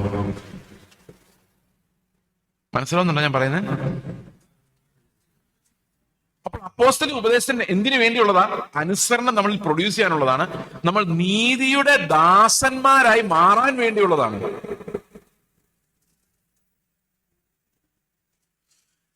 അപ്പോൾ ഓരോ വിശ്വാസികളെയും ക്രിസ്തുവിന്റെ നീതിയിൽ തികഞ്ഞവരാക്കുന്നതിന് വേണ്ടിയുള്ളതാണ് എന്ത്? അപ്പോസ്തലിക ഉപദേശം. അവന്റെ സന്നിധിയിൽ നാം വിശുദ്ധരും നിഷ്കളങ്കരുമാകേണ്ടതിന്, നമ്മെ വിളിച്ച ദൈവം വിശുദ്ധനായിരിക്കുന്ന പോലെ നാമും വിശുദ്ധനാകേണ്ടതിന്. അതിനുവേണ്ടി ഈ വിളി, അതിനുവേണ്ടിയാണ് ഈ ഉപദേശം. ഈ ഉപദേശങ്ങൾക്കൊരു പ്രത്യേകതയുണ്ട്. ഇതിന് കൃത്യമായൊരു വ്യവസ്ഥയിലാണ് ഈ ഉപദേശങ്ങളെല്ലാം എഴുതപ്പെട്ടിരിക്കുന്നത്. റോമാലേഖനം, കൊരിന്ത് ലേഖനം, ഗലാത്തി ലേഖനം, എഫേസ് ലേഖനം, ഈ 4 ലേഖനങ്ങൾ, 5 ലേഖനങ്ങളുണ്ട്. ഈ ലേഖനങ്ങളിലെല്ലാം ഒരൊറ്റ തീമാണ് പറയുന്നത്: പാപികളായ നമ്മളോട് കർത്താവ് കാണിച്ച ഭയങ്കരമായ കരുണ, നമ്മുടെ നീതീകരണം. എഫേസ് ലേഖനം 3:15 വരെ, അതായത് റോമാലേഖനം 1:1 മുതൽ എഫേസ് ലേഖനം 3:15 വരെ നമ്മോട് പറയുന്ന ഒരൊറ്റ തീമാണ് justification. We are justified by faith. വിശ്വാസത്താൽ കർത്താവ് നമ്മളെ സൗജന്യമായി നീതീകരിച്ചിരിക്കുന്നു. എന്നാൽ 3:16 മുതൽ യൂദായുടെ ലേഖനം തീരുന്നത് വരെ നമ്മൾ വിശുദ്ധരായി മാറുന്നതിനെ കുറിച്ചാണ് എഴുതിയിരിക്കുന്നത്. അതായത് ബാക്കി ഇനി വരുന്ന ലേഖനങ്ങളിലെല്ലാം പ്രധാനപ്പെട്ട തീം എന്ന് പറയുന്നത് സാങ്ക്ടിഫിക്കേഷൻ ആണ്, ബിക്കമിങ് ലൈക്ക് ക്രൈസ്റ്റ്. എഫേസ് ലേഖനം 3:15 വരെ ക്രിസ്തുവിൽ ഞാൻ എന്നുള്ളതാണ്. എന്നാൽ 3:16 മുതൽ ക്രിസ്തു എന്നിൽ എന്നുള്ളതാണ്. ഇത് രണ്ടും സംഭവിച്ചാലേ നമുക്ക് എന്ത് സംഭവിക്കുള്ളൂ? അനുസരണത്തിന്റെ തികവിലേക്ക് നമുക്ക് നടക്കാൻ സാധിക്കുള്ളൂ. മനസ്സിലായോ ഞാൻ പറയുന്നത്? അപ്പൊ എന്തുകൊണ്ടാണ് നമുക്ക് അനുസരിക്കാൻ പറ്റാത്തത് എന്നുള്ള വിഷയവുമായിട്ടാണ് യോഹന്നാന്റെ സുവിശേഷം എഴുതപ്പെട്ടിരിക്കുന്നത്. അപ്പോൾ നമ്മൾ അപ്പോസ്തലന്മാർ നമ്മളെ പഠിപ്പിച്ച പാഠങ്ങൾ, ഇപ്പോൾ മത്തായിയുടെ, മർക്കോസിന്റെ, ലൂക്കോസിന്റെ സുവിശേഷത്തിൽ കർത്താവ് പറഞ്ഞ കൽപ്പനകൾ നമുക്ക് അനുസരിക്കാൻ വയ്യാതെ നമ്മൾ ഇങ്ങനെ സ്തബ്ധരായിരിക്കണം. അതാണ് സുവിശേഷത്തിന്റെ ആദ്യ ഭാഗം. അത് കഴിയുമ്പോൾ യോഹന്നാന്റെ സുവിശേഷം വരും. യോഹന്നാന്റെ സുവിശേഷം നമ്മളോട് പറയും, നീ ദൈവം പറയുന്ന പോലെ നടക്കണമെങ്കിൽ നീ വീണ്ടും ജനിക്കണം. അപ്പൊ ആദ്യം വേണ്ടത് എന്തോ? നമുക്ക് നമ്മുടെ വിശ്വാസ ജീവൻ തുടങ്ങുന്നത് എവിടെ നിന്നാണ്? നമ്മളെ കർത്താവ് പുതുതാക്കണം. മനസ്സിലായോ? അവിടെയാണ് നമ്മുടെ ജീവിതം തുടങ്ങുന്നത്. ക്രിസ്ത്യൻ ലൈഫ് തുടങ്ങുന്നത് എവിടെയാ? When the Lord regenerates us. അവൻ നമ്മളെ വീണ്ടും ജനിപ്പിക്കുന്നു, പുനർജനിപ്പിക്കുന്ന ആ പ്രോസസ്സിലൂടെയാണ് ഒരു ക്രിസ്ത്യാനിയുടെ ലൈഫ് ആരംഭിക്കുന്നത്. ഇന്ന് ഈ വീണ്ടും ജനനം എങ്ങനെ സംഭവിക്കുന്നത് നമ്മുടെ പിള്ളേർക്ക് അറിയാൻ മേല. പിള്ളേർക്ക് എല്ലാവർക്കും അറിയാൻ മേല. ഞാനൊരു ചർച്ചിൽ പോയി പ്രസംഗിച്ച് കഴിഞ്ഞപ്പോൾ അവിടുത്തെ പാസ്റ്റർ പറഞ്ഞെടുത്ത് പിള്ളേരോട് സംസാരിക്കാൻ പറഞ്ഞു. ഓക്കെ. അപ്പൊ അവരിങ്ങനെ വിളിച്ചു കൂട്ടിയിട്ട് ഞാൻ അവരോട് ചോദിച്ചു, നിങ്ങൾ വീണ്ടും ജനിച്ച ആൾക്കാരൊന്ന് കൈവക്കാം. 2-3 പേര് കൈവക്കി. കുറെ പിള്ളേരുണ്ടായിരുന്നു. ഈ പിള്ളേർ പറഞ്ഞാൽ കുഞ്ഞു പിള്ളേരല്ല, 18+ അല്ല 16, അറ്റ്ലീസ്റ്റ് 16+, 10th കഴിഞ്ഞ പിള്ളേർ. അപ്പൊ ഞാൻ അവരെ 3 പേരോട് ചോദിച്ചു, എങ്ങനെയാ നിങ്ങൾ രക്ഷിക്കപ്പെട്ടു? അപ്പൊ ആദ്യത്തെ 2 പേർക്ക് അറിയാൻ മേലായിരുന്നു എങ്ങനെയാന്ന്. അവർ അപ്പനും അമ്മയും പറഞ്ഞു രക്ഷിക്കപ്പെട്ടതാണെന്ന് അവർ സ്ഥാനപ്പെട്ടു. Okay, that's fine. ഈ 3ാമത്തെ ആള് പറഞ്ഞു, അത് പാസ്റ്ററെങ്കിലെ ഞങ്ങളൊരു ICPFന്റെ ക്യാമ്പിന് പോയപ്പോൾ അവിടെ ഒരു അങ്കിള് പ്രസംഗിച്ചപ്പോൾ ഇങ്ങനെ പറഞ്ഞു, നമ്മളെല്ലാം പാപികളാണ്, കർത്താവായ യേശുക്രിസ്തു നമ്മുടെ പാപങ്ങൾക്കായി മരിച്ചു, അതുകൊണ്ട് നമ്മൾക്ക് പാപത്തിന്റെ ശിക്ഷ കർത്താവ് എടുത്തു മാറ്റി, അങ്ങനെ നമ്മളുടെ പാപങ്ങളെ ക്ഷമിച്ചു, അങ്ങനെ ഞാൻ വിശ്വസിച്ചു, അങ്ങനെയാണ് ഞാൻ വീണ്ടും ജനിച്ചതെന്ന് പറഞ്ഞു. ഞാൻ പറഞ്ഞു, മോളെ പകുതി ശരിയാണ്, അത്രയും ശരിയാണ്, പക്ഷെ അത് പോരാ. എന്തുകൊണ്ട് പോരാന്ന് ചോദിച്ചു കഴിഞ്ഞാൽ ഇപ്പൊ പറഞ്ഞത് പാപങ്ങൾ കഴുകുന്നതിനെ കുറിച്ച് മാത്രമേ പറഞ്ഞുള്ളൂ, പാപമോചനത്തെ കുറിച്ച് മാത്രമേ പറഞ്ഞുള്ളൂ. ഇനി അതിന് മറുവശമുണ്ട്. എന്താണെന്നറിയോ? എന്തുവാ? നമ്മൾ ഉയരത്തിൽ നിന്ന് പുത്രത്വം പ്രാപിക്കുന്നത് എങ്ങനെ? മക്കളായി മാറിയോ? ആത്മാവിനാൽ പുതുക്കപ്പെട്ടോ? പുതിയ സൃഷ്ടിയായി മാറിയോ? നിത്യമായ വാഗ്ദത്തങ്ങളെ പ്രാപിച്ചോ? സ്വർഗത്തിലെ പിതാവിനെ അപ്പ എന്ന് വിളിക്കാനുള്ള പുത്രത്വത്തിന്റെ ആത്മാവ് നിങ്ങളുടെ ഉള്ളിലേക്ക് വന്നോ? നിങ്ങൾ നിത്യജീവന്റെ വാഗ്ദത്തമുള്ളവരായി മാറിയോ എന്ന് ചോദിച്ചപ്പോ ആ കൊച്ചനോട് ചോദിക്കുക, ഇതിനകത്ത് ഇങ്ങനെയൊക്കെ ഉണ്ടോ? എങ്കിലും കുറച്ചറിയാവുന്ന കുറച്ച് അതായിരുന്നു. നമുക്ക് മാനസാന്തരത്തെ കുറിച്ച് പറയാൻ പറ്റുന്നുണ്ട്, കുറച്ചൊക്കെ നല്ല പ്രസംഗങ്ങളാണെങ്കിൽ പറയുന്നുണ്ട്. പക്ഷെ ഈ വീണ്ടും ജനനം എന്നുള്ളൊരു എക്സ്പീരിയൻസ് ഉണ്ട്, റീജനറേഷൻ. അതെങ്ങനെയാണ് സംഭവിക്കുന്നുള്ള കാര്യം നമുക്ക് പഠിപ്പിക്കാൻ പറ്റാത്ത ഒരു സ്റ്റേജിലേക്കാണ് ഇന്ന് സഭകൾ പോയിരിക്കുന്നത്. That's the elementary thing, that's the most elementary doctrine. എങ്ങനെയാണ് ഒരു മനുഷ്യൻ വീണ്ടും ജനിക്കുന്നത്? യോഹന്നാന്റെ സുവിശേഷം മുഴുവൻ ആ ജീവനെ കുറിച്ചാണ് പറയുന്നത്. എന്ത് കറക്റ്റായിട്ട് പരിശുദ്ധാത്മ ഓരോന്നോരോന്ന് പ്ലേസ് ചെയ്തിരിക്കുന്നു നോക്കി. അപ്പൊ ജീവനെ കുറിച്ച് പറയുന്ന സുവിശേഷം അതിന്റെ 20-ാം വാക്യത്തിൽ പറയുന്നത്, അപ്പൊ നമ്മൾ ഒരു യഹൂദ ബാക്ക്ഗ്രൗണ്ടിൽ നിന്ന് വരാത്ത ഒരു പുതിയ ഹൈന്ദവനായ അല്ലെങ്കിൽ വേറൊരു മതത്തിൽ വരുന്ന ഒരു വിശ്വാസിയെ കാണുവാണെങ്കിൽ പെട്ടെന്ന് കൊടുക്കാവുന്ന യോഹന്നാന്റെ സുവിശേഷം. കാരണം ജീവൻ എങ്ങനെ പ്രാപിക്കുക, അതാണ് അതിന്റെ തുടക്കം. യോഹന്നാൻ 3:3 കർത്താവ് പറയുന്നു, നീ വീണ്ടും ജനിച്ചില്ല എങ്കിൽ ദൈവരാജ്യം കാണുവാൻ നിനക്ക് സാധിക്കില്ല. നിക്കോദെമോസിനോട് പറയാണ്. അപ്പൊ നിക്കോദെമോസ് ചോദിക്കുക, അമ്മയുടെ വയറ്റിൽ നീ ഒന്നുകൂടെ ജനിക്കാൻ പറ്റുമോ കർത്താവേ? അപ്പോ ഈ കർത്താവ് ഇങ്ങനെ പറയുന്നത്, എന്റെ നിക്കോദെമോസെ, നീ ജന്മത്ത് ദൈവരാജ്യത്തിൽ കിടക്കുകയല്ല എന്നാ പറയുന്നത്. നിനക്ക് ദൈവരാജ്യത്തിൽ കിടക്കണം, എന്ത് സംഭവിക്കണം? ഒന്നുകൂടെ ജനിക്കണം. ഈ ജന്മം കൊണ്ട് നടക്കുകയല്ല, ഈ ജന്മത്ത്. നമ്മൾ പറയലേ, ജന്മത്ത് നിന്നെ കൊണ്ട് ഈ പണി നടക്കൂല എന്ന് പറയുന്നതല്ല കർത്താവ് പറഞ്ഞു. നിനക്ക് ഈ ജന്മത്ത് ദൈവരാജ്യത്തിൽ കയറാൻ പറ്റത്തില്ല. അപ്പൊ നിക്കോദെമോസ് ചോദിക്കും, ഞാനിങ്ങനെ ഒന്നും കൂടെ അമ്മയുടെ വയറ്റിൽ കിടന്ന് ജനിച്ചാൽ പറ്റുമോ? പറ്റുന്ന കേസ് വല്ലതും ആണോ? അപ്പൊ കർത്താവ് അറിയും, നീ 100 പ്രാവശ്യം അമ്മയുടെ വയറ്റിൽ കിടന്ന് ജനിച്ചിട്ടും കാര്യമില്ല. കാരണം ജഡത്താൽ ജനിച്ചതല്ല, നീ 100 പ്രാവശ്യം ജനിച്ചാൽ ഇതുപോലെ തന്നെ ആയിരിക്കുള്ളൂ. സമ്മതിച്ചോ? നിങ്ങൾ ഒരുപക്ഷെ ചിന്തിക്കുമായിരിക്കും, ഒന്നുകൂടെ ജനിക്കുവാണെങ്കിൽ ഞാൻ കുറച്ചുകൂടെ നന്നായിട്ട് ജീവിച്ചേനെ. നടക്കില്ല, ഇതുപോലെ തന്നെയായിരിക്കും. നിങ്ങൾ ചിലപ്പോൾ ഒരുപക്ഷെ ചിന്തിക്കുമായിരിക്കും, ഒന്നും കൂടെ ജനിക്കുമായിരുന്നെങ്കിൽ ഞാൻ കുറച്ചുകൂടെ നല്ലൊരു പഠിച്ചേനെ, കുറച്ചുകൂടെ നല്ലൊരു കല്യാണമെങ്കിലും കഴിച്ചേനെ. ഒന്നും നടക്കാൻ പോകുന്നില്ല. നിങ്ങൾക്ക് ഇപ്പോഴത്തെ ഈ ജന്മം ഓർമ്മയില്ലെന്ന് വിചാരിച്ചോ, നിങ്ങൾ ഒന്നുകൂടെ ജനിച്ചാൽ ഇതേ രീതി വന്ന് ഇതേ ആളെ തന്നെ കിട്ടി. സംശയമുണ്ടോ? കർത്താവ് പറഞ്ഞു, ജഡത്താൽ ജനിച്ചതെല്ലാം. അടുത്ത വാക്യം കർത്താവ് പറഞ്ഞു, ഞാൻ വീണ്ടും ജനിക്കുന്നു നിങ്ങളോട് പറയുന്നത് നിങ്ങൾ ആശ്ചര്യപ്പെടരുത്. വെള്ളത്താലും ആത്മാവിനാലും വീണ്ടും ജനിച്ചില്ലെങ്കിൽ ദൈവരാജ്യത്തിൽ പ്രവേശിക്കില്ല. അപ്പൊ വെള്ളവും ആത്മാവും പറഞ്ഞു. എന്നിട്ട് പറഞ്ഞു, ഞാൻ വീണ്ടും ജനിക്കണമെന്ന് പറയുന്നത് നിങ്ങൾ ആശ്ചര്യപ്പെടരുത്. കാറ്റ്, ഞാൻ രാവിലെ പറഞ്ഞ പോലെ, കാറ്റ് ഇഷ്ടമുള്ളിടത്തേക്ക് പോകുന്നു, അതിന്റെ ശബ്ദം നീ കേൾക്കുന്നെങ്കിൽ അത് എങ്ങോട്ട് പോകുന്നു, എവിടെ നിന്ന് വരുന്നു നീ അറിയുന്നില്ല. ആത്മാവും ജനിച്ചവനെല്ലാം കാറ്റ് പോലെയാണ്. അപ്പൊ കാറ്റ് പോലെ ആകണം എങ്കിൽ ദൈവം പറയുന്നത് അനുസരിക്കാൻ പറ്റുള്ളൂ. ദൈവത്തിന്റെ രാജ്യം എന്ന് പറഞ്ഞാൽ കമാൻഡർ ആരാ? ദൈവം. അപ്പൊ ദൈവത്തിന്റെ കമാൻഡിലേക്ക് നമ്മൾ പ്രവേശിച്ചെങ്കിൽ മാത്രമേ ദൈവം പറയുന്നത് എന്തും അനുസരിക്കാൻ നമുക്ക് പറ്റുന്നുള്ളൂ. അപ്പൊ നമ്മളൊരു സ്ട്രക്ചറായിട്ട് ചെല്ലരുത്. ദൈവം എങ്ങോട്ട് വേണ്ടി നമ്മളെ പറപ്പിക്കാനുള്ള അവകാശം ആർക്കുണ്ട്? മനസ്സിലാവുന്നുണ്ട്? എളുപ്പമാണോ പരിപാടി? ഭയങ്കര പാടല്ലേ? അപ്പൊ ഒന്നും കൂടെ ജനിക്കുവാണെങ്കിൽ നമ്മൾ ആത്മാവിൽ ജനിക്കണം. ആത്മാവിൽ ജനിച്ചു കഴിഞ്ഞാൽ പിന്നെ ഞാൻ ദൈവത്തെ ഉപയോഗിക്കുകയല്ല, ദൈവം എന്നെ പണിയുവാണ്. വ്യത്യാസം മനസ്സിലായോ? It's no longer a man centric selfish religion but rather a God glorifying God centric system. എന്തുകൊണ്ടാണെന്ന് വെച്ച് കഴിഞ്ഞാൽ ഞാൻ ജനിക്കുന്നത്, രണ്ടാമത് ജനിക്കുന്നത് ദൈവത്തിന്റെ തീരുമാനത്താലാണ്, അവന്റെ ആത്മാവിനാലാണ്. അപ്പൊ എനിക്ക് ആത്മാവായിട്ട് കാറ്റ് പോലെ എന്നെ എങ്ങോട്ട് വേണമെങ്കിലും കർത്താവിന് വിടാൻ പറ്റും, എന്ത് വേണമെങ്കിലും എന്നെ കൊണ്ട് പറയിപ്പിക്കാൻ പറ്റും. ഞാൻ ഈ കാറ്റ് പോലുള്ള എക്സ്പീരിയൻസ് ഞാൻ പലതും പറഞ്ഞിട്ടുണ്ടെങ്കിൽ എന്റെ ജീവിതത്തിൽ ഒരു പ്രധാനപ്പെട്ട ഒരു ശുശ്രൂഷ തലത്തിൽ കാറ്റ് പോലെ എന്നെ നടത്തിയ ഒരു 1-2 സംഭവങ്ങൾ ഞാൻ പറയാം. നിങ്ങൾ ഒരുപക്ഷെ ശ്രദ്ധിച്ചു കാണാം, ഞാനൊരു പേപ്പറോ നോട്ടോ ഒന്നും ഇല്ലാതെ പ്രസംഗിക്കുന്നത്. എൻ്റെ ഒരു സ്ലിപ്പോ പേപ്പറോ പേനയോ, എൻ്റെ ഒരു പേനയോ പോലും ഇല്ല. ഡയറി ഇല്ലാത്ത, നോട്ട് ബുക്ക് ഇല്ലാത്ത ഒരേ ഒരു പാസ്റ്റർ ആയിരിക്കും. ഇതിങ്ങനെ ആയതിൻ്റെ ഒരു ചരിത്രമുണ്ട്. ഞാൻ ഭയങ്കര പ്രസംഗം പ്രിപ്പയർ ചെയ്യുന്ന ആളായിരുന്നു. ഞാൻ ബൈബിൾ കോളേജ് പഠിച്ചപ്പോൾ എൻ്റെ തിസീസ് ഹെർമന്യൂട്ടിക്കൽ പ്രിൻസിപ്പിൾസ് എന്ന് പറഞ്ഞു കഴിഞ്ഞാൽ വേദപുസ്തക വ്യാഖ്യാന ശാസ്ത്രത്തെ കുറിച്ചായിരുന്നു. ഇപ്പൊ വ്യാഖ്യാനിക്കുന്നതിന്റെ രീതിയായിരുന്നു എൻ്റെ മനസ്സിൽ എപ്പോഴും കിടന്നത്. അപ്പൊ ഒരു ഭാഗം വായിച്ചാൽ അതിന്റെ പശ്ചാത്തലം, അതിന്റെ ചരിത്രം, ഇതെല്ലാം എടുത്ത് അതിന്റെ അർത്ഥം. ഇപ്പൊ റോമാലേഖനം വായിക്കുകയാണ്, റോമാക്കാർ അങ്ങനെയായിരുന്നു, റോമാക്കാർ എങ്ങനെയായിരുന്നു, എനിക്കിപ്പോ പ്രശ്നമില്ല. പണ്ട് എനിക്ക് അതൊക്കെ പ്രശ്നമായിരുന്നു വ്യാഖ്യാനിക്കുമ്പോൾ. കൊരിന്ത് സഭയെ കുറിച്ച് വ്യാഖ്യാനിക്കുമ്പോൾ കൊരിന്തിലെ പെണ്ണുങ്ങൾ അങ്ങനെ ഭയങ്കര വഴക്കാളികളായിരുന്നു, അതുകൊണ്ടാണ് കൊരിന്തിലെ പെണ്ണുങ്ങളുടെ മിണ്ടാതിരിക്കാൻ പറഞ്ഞത്. അങ്ങനൊന്നും അല്ല. അവിടെ പൗലോസ് കൃത്യമായിട്ട് പറഞ്ഞിട്ടുണ്ട്, വിശുദ്ധന്മാരുടെ സകല സഭകളിലും എന്ന പോലെ എന്ന് പ്രത്യേകിച്ച് എടുത്ത് പറഞ്ഞിട്ടുണ്ട്. അതുകൊണ്ട് അധികം പശ്ചാത്തലത്തിലോട്ട് പോകാതിരിക്കുന്നതാണ് നമുക്ക് എല്ലാവർക്കും. ഈ ബൈബിള് വ്യാഖ്യാനിക്കുന്ന രക്ഷപ്പെടാൻ വേണ്ടി നമ്മൾ ഈ പശ്ചാത്തലം പിടിച്ചോണ്ട് പോകുന്നത്. മനസ്സിലായോ? ബൈബിള് വ്യാഖ്യാനിക്കുന്ന രക്ഷപ്പെടണം. ഈ സൂചിക്കുഴയുടെ കാര്യം രാവിലെ ഞാൻ പറഞ്ഞില്ലേ, ഈ സൂചിക്കുഴ എങ്ങനെ വ്യാഖ്യാനിച്ചേക്കുന്നറിയോ? ഈ പണ്ഡിതന്മാര് യെരുശലേമിലേക്ക് പോകുമ്പോൾ സൂചിക്കുഴ എന്ന് പറഞ്ഞൊരു ഗേറ്റ് ഉണ്ടായിരുന്നു. ഒട്ടകങ്ങൾ അതിലെ പോകുമ്പോൾ ലഗേജ് എല്ലാം ഇറക്കിയിട്ടായിരുന്നു പോയിക്കൊണ്ടിരുന്നത്. എന്റെ സഹോദരങ്ങൾ അങ്ങനെ ഒരു ഗേറ്റും ഇല്ല, ഒന്നുമില്ല. ഈ ഒട്ടകങ്ങൾ ഇതിനകത്ത് കയറ്റാൻ വേണ്ടിയുള്ള ടെക്നിക്കാണത്. അപ്പൊ ഇങ്ങനെ വ്യാഖ്യാനിച്ചാണ് നമ്മൾ വചനത്തിന്റെ ശക്തി ഇല്ലാതാക്കി കളയുന്നത്.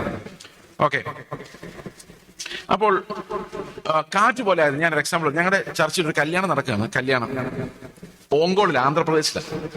ഇപ്പൊ വില്ലേജിലാണ് കല്യാണം, അവിടെ വില്ലേജ് ചർച്ചിലാണ്. അപ്പൊ അവിടുത്തെ പാസ്റ്ററൊക്കെ ഉണ്ട്. അപ്പൊ ഞാൻ വചനം പ്രസംഗിക്കണം. കല്യാണത്തിന് വധുവരന്മാരിയ്ക്കുമ്പോൾ കല്യാണ പ്രസംഗം അറിയാലോ. അപ്പൊ എനിക്കൊരു 3/4 മണിക്കൂർ എടുത്ത് അവർ പ്രസംഗിക്കാൻ വെച്ചിട്ടുണ്ട്. സാധാരണ കല്യാണത്തിന് അത് അത്ഭുതം, അപൂർവമാണ്. പക്ഷെ ഞാനൊരു വലിയ ക്രൈസിസിനെ അനുഭവിച്ചുകൊണ്ടിരിക്കുന്നതെന്ന് വെച്ച് കഴിഞ്ഞാൽ, ഞാൻ എഴുതിക്കൊണ്ടുവന്ന സ്ലിപ്പ് കാണുന്നില്ല. ഞാൻ അതിലെതിലൊന്നും നോക്കിയിട്ട് സ്ലിപ്പ് കാണുന്നില്ലെന്ന് മാത്രമല്ല, എന്റെ മൈൻഡ് ബ്ലാങ്ക് ആയി പോവാ. നിങ്ങൾ അങ്ങനെ അനുഭവിച്ചിട്ടുണ്ട്? എക്സാം എഴുതാൻ ചില സമയത്ത് എക്സാമിനേഷൻ കൊണ്ടിരിക്കുമ്പോൾ മൈൻഡ് ബ്ലാങ്ക് ആവുക, ക്വസ്റ്റ്യൻ പേപ്പർ കാണാൻ മേല, ആൻസർ പേപ്പർ ഏതാണെന്ന് അറിയാൻ മേലാത്തൊരു വിഭ്രാന്തി ഉണ്ടാവില്ലേ? ഇപ്പൊ ഞാനിങ്ങനെ ഏറ്റവും പുറകിൽ, ഇപ്പൊ എനിക്ക് ഈ സ്റ്റേജിൽ ഇരിക്കുന്ന അത്ര ഇഷ്ടമില്ല, അതുകൊണ്ട് ഞാൻ ആ സമയമാകുമ്പോഴേ വരാം. അപ്പൊ ഏറ്റവും പുറകിൽ ഇങ്ങനെ ഇരിക്കുകയാണ്. അപ്പൊ എന്റെ കൂടെ എന്റെ ട്രാൻസ്ലേറ്റർ ഉണ്ട്. ഞാൻ ഇംഗ്ലീഷിൽ പറയണം, അയാൾ തെലുങ്കിൽ ട്രാൻസ്ലേറ്റ് ചെയ്താണ് പരിപാടി. അപ്പൊ ഞാൻ അയാൾ ബാക്കിൽ ഈ ട്രാൻസ്ലേറ്റർ ഉണ്ട് ചോദിച്ചു, എന്ത് വാക്കി ഇന്ന് വായിക്കുന്നത്, പുള്ളിക്കൊന്ന് പ്രിപ്പയർ ചെയ്യാൻ വേണ്ടി, മനസ്സിലൊന്ന് കരുതാൻ വേണ്ടി. അപ്പൊ ഞാൻ പറഞ്ഞൊരു വലിയ പ്രശ്നത്തിരിക്കുകയാണ്. എന്താണ്? എന്റെ സ്ലിപ്പ് കാണുന്നില്ല. രണ്ടാമത്തെ കാര്യം എന്ന് വെച്ച് കഴിഞ്ഞാൽ, എന്റെ കയ്യില് ഒന്നും ഓർമ്മയും വരുന്നില്ല, ബ്ലാങ്ക് ആണ്. എനിക്ക് ആകെ എന്റെ മനസ്സിലേക്ക് വരുന്ന വാക്യം എന്ന് പറഞ്ഞാൽ, അവരൊരു ദേഹമായി തീരും. അതുകൊണ്ട് ദൈവം യോജിപ്പിച്ചതിനെ മനുഷ്യൻ വേർതിരിക്കരുത്. ഈ ഒരു വാക്യം അല്ലാതെ ഒരു വക എന്റെ മനസ്സിലേക്ക് വരുന്നില്ല. Everything is blank. അപ്പൊ പുള്ളി പറഞ്ഞു, ഈ പാട്ട് കഴിയുമ്പോൾ പ്രസംഗിക്കണം. ഞാൻ പറഞ്ഞു, അറിയാം. എന്ത് പറയും? അറിയാൻ മേല. 1000 പേരുണ്ട്. വില്ലേജിലെ സകല മനുഷ്യരുണ്ട്. ഞാനിങ്ങനെ എന്ത് ചെയ്യണമെന്ന് അറിയാൻ മേതിരിക്കുക. പേപ്പർ അപ്പോഴും നോക്കുന്നുണ്ട്, കാണുന്നില്ല.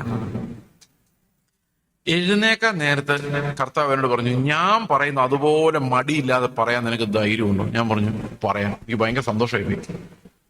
അപ്പൊ അതിന് തൊട്ട് മുമ്പ് ഇവരുടെ 2 പേരുടെയും പാസ്റ്റേഴ്സ്, വില്ലേജിലെ പാസ്റ്റേഴ്സ് വന്ന് ഇവർ ഇൻട്രൊഡ്യൂസ് ചെയ്തിരുന്നു. ഈ പയ്യൻ ഭയങ്കര സമർത്ഥനാണ്, മിടുക്കാണ്, അങ്ങനെ പെൺകുട്ടിയാണ്, പാസ്റ്ററുടെ മകളാണ്, ചെറുപ്പം തൊട്ട് പാട്ടും പ്രാർത്ഥനയൊക്കെ ആയിട്ട് നടക്കുന്ന കുട്ടിയാണ്, നല്ല പുകഴ്ത്തി പറഞ്ഞു. അത് കഴിഞ്ഞാണ് ഈ പാട്ട് കഴിഞ്ഞാണ് എന്റെ പ്രസംഗം. പ്രസംഗിക്കാൻ വേണ്ടി സ്റ്റേജിലോട്ട് വന്നു. ഞാൻ പ്രസംഗിച്ചു തുടങ്ങി എങ്ങനെയാണെന്നറിയാം? ഈ ഇരിക്കുന്ന സഹോദരനും സഹോദരിയും കുറിച്ച് നിങ്ങൾ ഒത്തിരി നല്ല വാക്കുകൾ കേട്ടിട്ടുണ്ടല്ലോ, പക്ഷെ ഇവരങ്ങനെ അത്ര നല്ല മനുഷ്യരൊന്നും അല്ല. ഇവർ 2 പേര് ശരിയല്ല. അപ്പൊ ഈ ട്രാൻസ്ലേറ്ററിന് ഭയങ്കര പാട്, ഇത് ട്രാൻസ്ലേറ്റ് ചെയ്യാൻ പറ്റുന്നില്ല. പുള്ളി അത് തിരിച്ചാ ട്രാൻസ്ലേറ്റ് ചെയ്യുന്നത്. ഇവര് നല്ല പിള്ളേരാണ്. ഞാൻ പറഞ്ഞു, അപ്പൊ ഞാനിത് പറഞ്ഞു, അങ്ങനല്ല. പിന്നെ അന്ന് കർത്താവ് എന്നോട് പറഞ്ഞു തുടങ്ങിയപ്പോ എനിക്ക് അറിയാൻ മേല ഞാനിത് എവിടെ എത്തിക്കുമെന്ന്. അപ്പൊ ഞാൻ ഇങ്ങനെ പറഞ്ഞത്, നിങ്ങൾക്കറിയാൻ വയ്യാത്ത പല രഹസ്യങ്ങളും ഇവരുടെ പുറകിലുണ്ട്. കല്യാണ ചടങ്ങാന്ന് ആലോചിക്കണം. അപ്പോഴാ കർത്താവ് എന്നോട് പറയുന്നത്, അതെന്തിനാ അങ്ങനെ പറഞ്ഞതെന്ന് വെച്ച് കഴിഞ്ഞാൽ, ഈ പെൺകുട്ടി എപ്പോഴാ ദേഷ്യപ്പെടുന്നത്, എന്താ അവളുടെ ഉള്ളിലെ സ്വഭാവം, ഇത് അപ്പനും അമ്മയ്ക്കും ഒന്നും അറിയത്തില്ല. ഈ ആണിന്റെ സ്വഭാവം അവരുടെ അപ്പനും അമ്മയ്ക്കോ കൂട്ടുകാർക്കൊന്നും അറിയത്തില്ല. പക്ഷെ ഇവർ 2 പേരും ഒന്നിച്ച് ജീവിക്കുമ്പോൾ ഇത് കണ്ടുപിടിക്കും. പതുക്കെ കണ്ടുപിടിക്കും. ഇവൻ എപ്പോൾ ദേഷ്യപ്പെടും, ഇവന്റെ സ്വഭാവം എന്താണ്, ആർക്കും കയറാൻ പറ്റാത്ത ഏരിയയിലേക്ക് ഇവർക്ക് കയറാൻ പറ്റും. ഞാൻ എങ്ങനെയുള്ള ആളാന്ന് എനിക്കറിയാൻ ഏറ്റവും നല്ല ആൾ എന്റെ ഭാര്യയാണ്. ഇത് പരസ്പരമുള്ളൊരു സർജിക്കൽ ഓപ്പറേഷനിലൂടെ ഇവരെ പരസ്പരം വിശദീകരിക്കാൻ വേണ്ടിയാണ്. ഞാൻ പറഞ്ഞു തീർക്കുമ്പോ എനിക്കറിയില്ല ഇതെന്താ. എന്താ പറഞ്ഞു വരുന്നത്? അന്നാണ് കർത്താവ് പറയുന്ന കാറ്റ് പോലെ. ഇത് എവിടെ ചെന്ന് അവസാനിക്കുന്നു എനിക്ക് അറിയേണ്ട കാര്യമില്ല. ഇപ്പൊ ശുശ്രൂഷ എങ്ങോട്ട്, അടുത്ത ദിവസം ഞാൻ എവിടെ ആയിരിക്കും ഞാൻ അറിയേണ്ട കാര്യമില്ല. ഞാൻ എന്ത് പറയുമെന്ന് എനിക്ക് മുൻകൂട്ടി കരുതേണ്ട കാര്യമില്ല. Because ministry is like blowing of A wind. Ministry മാത്രമല്ല, ലൈഫും അങ്ങനെ തന്നെയാണ്. ഞാൻ ജീവിച്ച് എവിടെ അവസാനിപ്പിക്കും എന്നറിയില്ല.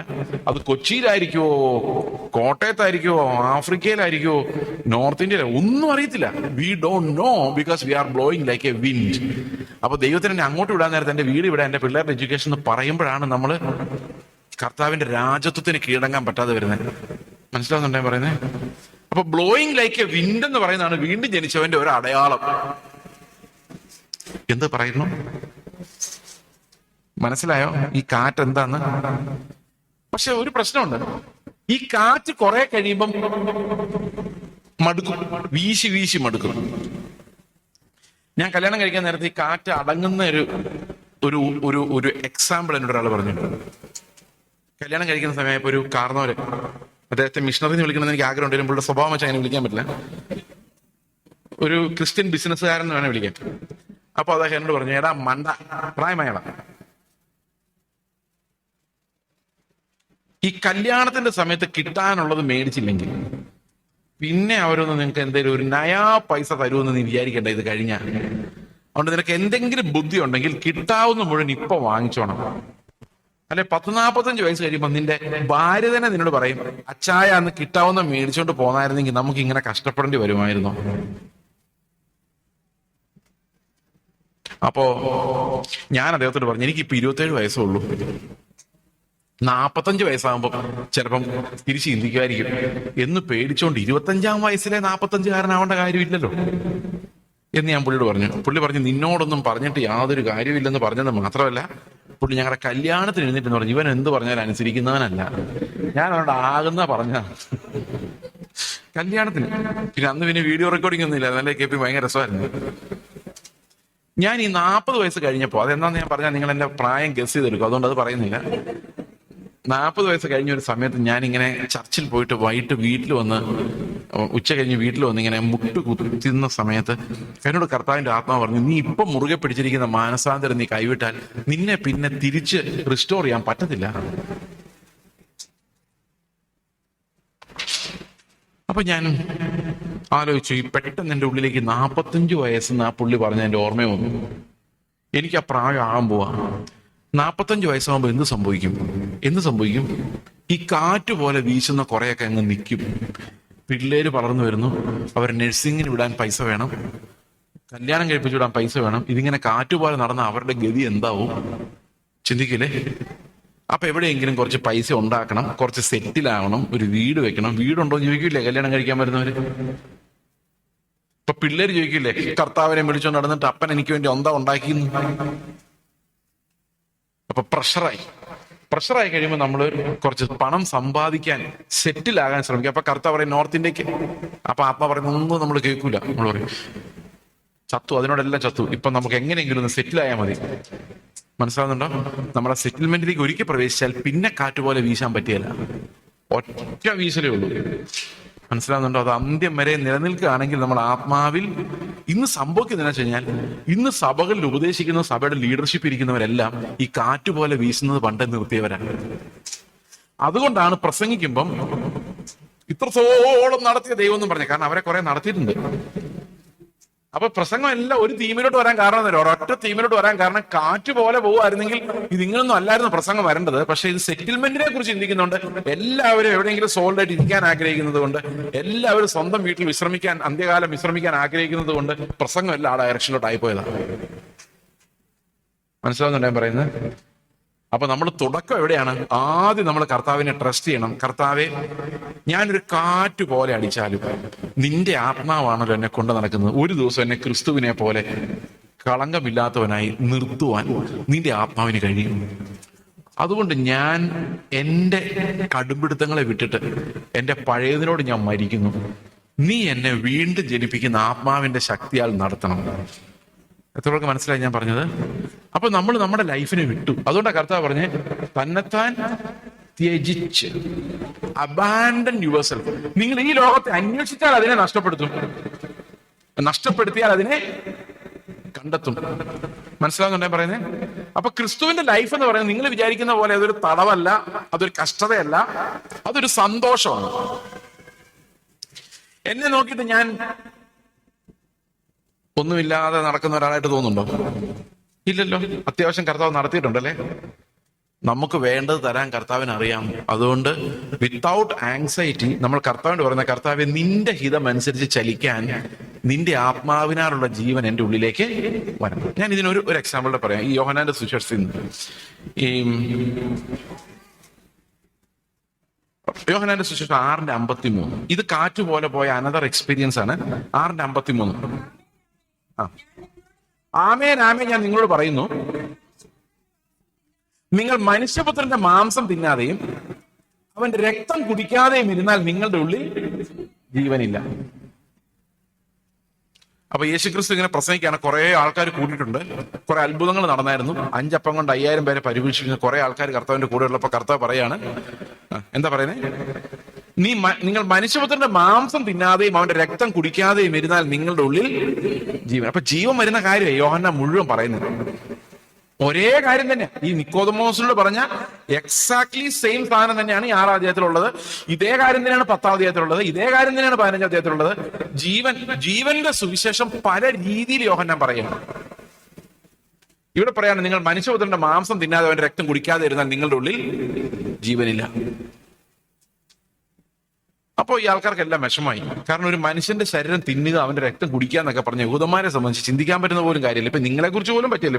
ഇപ്പൊ ഞാൻ പറയാണ്, നിങ്ങൾക്ക് ജീവൻ ഉണ്ടാണെങ്കിൽ കത്തി കൊണ്ടുവന്ന് എന്നെ മുറിച്ച് എന്റെ ഇറച്ചി നിന്ന് എന്റെ രക്തം കുടിക്കാന്ന് പറഞ്ഞു നിങ്ങൾ വിചാരിക്കും ഇത്രയും പേർക്ക് 2-3 മാസത്തേക്കുള്ള ഉണ്ട്. പക്ഷെ എങ്ങനെ ചെയ്യും? അപ്പൊ അവരെല്ലാം അങ്ങോട്ടും ഇങ്ങോട്ടും പിറുപിറുക്കാൻ തുടങ്ങി. 60-ാം വാക്യം വായിച്ച്. 60-ാം വാക്യം. അവന്റെ ശിഷ്യന്മാർ പലരും അത് കേട്ടിട്ട്, ഇത് കഠിനവാക്ക്, ഇത് ആർക്ക് കേൾപ്പാൻ കഴിയുമെന്ന് പറഞ്ഞു. ഇവന്റെ മാംസം രക്തം നമുക്ക് തിന്നാൻ എങ്ങനെ തരാൻ പറ്റും? ഇങ്ങനെയുള്ള കഠിന വാക്ക് ആരെ കൊണ്ട് കേൾപ്പിക്കാൻ പറ്റുമെന്ന് ഈ ശിഷ്യന്മാര് പറഞ്ഞു. 66-ാം വാക്യം. അന്ന് മുതൽ അവന്റെ ശിഷ്യന്മാരിൽ പലരും പിൻവാങ്ങിപ്പോയി, പിന്നെ അവനോടുകൂടെ സഞ്ചരിച്ചില്ല. നിങ്ങൾ ഈ വാക്യം ഒന്ന് ശ്രദ്ധിക്കണേ. ഞാനിത് ഛത്തീസ്ഗഡിന്റെ ഒറീസയിലുള്ള ഭുവനേശ്വർ എന്ന് പറയുന്ന സ്ഥലത്ത് 2009 നവംബറിൽ ഈ പ്രസംഗിക്കുമായിരുന്നു.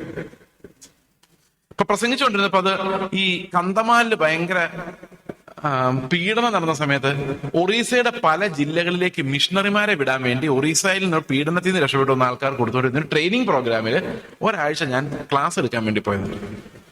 അപ്പൊ ഞാൻ അവരോട് പറഞ്ഞു, എപ്പോഴും ആശ്വസിപ്പിക്കുന്ന വചനമല്ലേ കേൾക്കുന്നത്. ചിലപ്പോൾ കർത്താവ് കഠിനമായ വാക്ക് പറയും, അപ്പൊ പല ആൾക്കാർ ഇട്ടിട്ട് പോകുമെന്ന് പറയാൻ വേണ്ടി ഞാൻ അവരോട് പറഞ്ഞു, ഈ വാക്യം പറഞ്ഞിട്ട് പറഞ്ഞു, അന്നു മുതൽ കർത്താവ് കഠിനമായ കാര്യം പറഞ്ഞപ്പോൾ പല ആൾക്കാരും അവനെ വിട്ടിട്ട് പോയി എന്ന് പറഞ്ഞിട്ട് അവരോട് ചോദിച്ചു, നിങ്ങൾക്ക് പറയാമോ എന്തുകൊണ്ടാണ് അവർ അവനെ വിട്ടിട്ട് പോയത്? അപ്പൊ അതിന്റെ ഉത്തരം എന്താ? ഈ അവന്റെ ശരീരം ഭക്ഷിക്കുകയും. അങ്ങനെ ഞാൻ ചിന്തിച്ചുകൊണ്ടിരുന്നേ. അപ്പൊ ഞാൻ അവരുടെ ഉത്തരം പറയാൻ പറഞ്ഞിട്ട് നേരെ ബൈബിളിലോട്ട് നോക്കിയപ്പോഴാണ് 66-ാം വാക്യത്തിലാണല്ലോ ഇട്ടിട്ട് പോകുന്നേ. 63-ാം വാക്യം വായിച്ചു നോക്കി. ജീവിപ്പിക്കുന്ന ആത്മാവാകുന്നു, മാംസം ഒന്നിനും ഉപകരിക്കുന്നില്ല. അപ്പൊ നിങ്ങൾ ഇറച്ചി തിന്നിട്ട് എന്തെങ്കിലും കാര്യമുണ്ടോ? ഇറച്ചി തിന്നിട്ടൊരു കാര്യമില്ല. മാംസം ഒന്നിനും ഉപകരിക്കുന്നില്ല. ഞാൻ നിങ്ങളോട് സംസാരിച്ച വചനങ്ങൾ ആത്മാവും ജീവനും ആകുന്നു. കണ്ടോ? അപ്പൊ കർത്താവ് എക്സ്പ്ലെയിൻ ചെയ്തു, നിങ്ങൾ ഇറച്ചിയും തിന്നണ്ട, പറഞ്ഞില്ലേ, ഇറച്ചിയും തിന്നണ്ട, രക്തവും കുടിക്കണ്ട, നിങ്ങൾ എന്ത് ചെയ്താൽ മതി?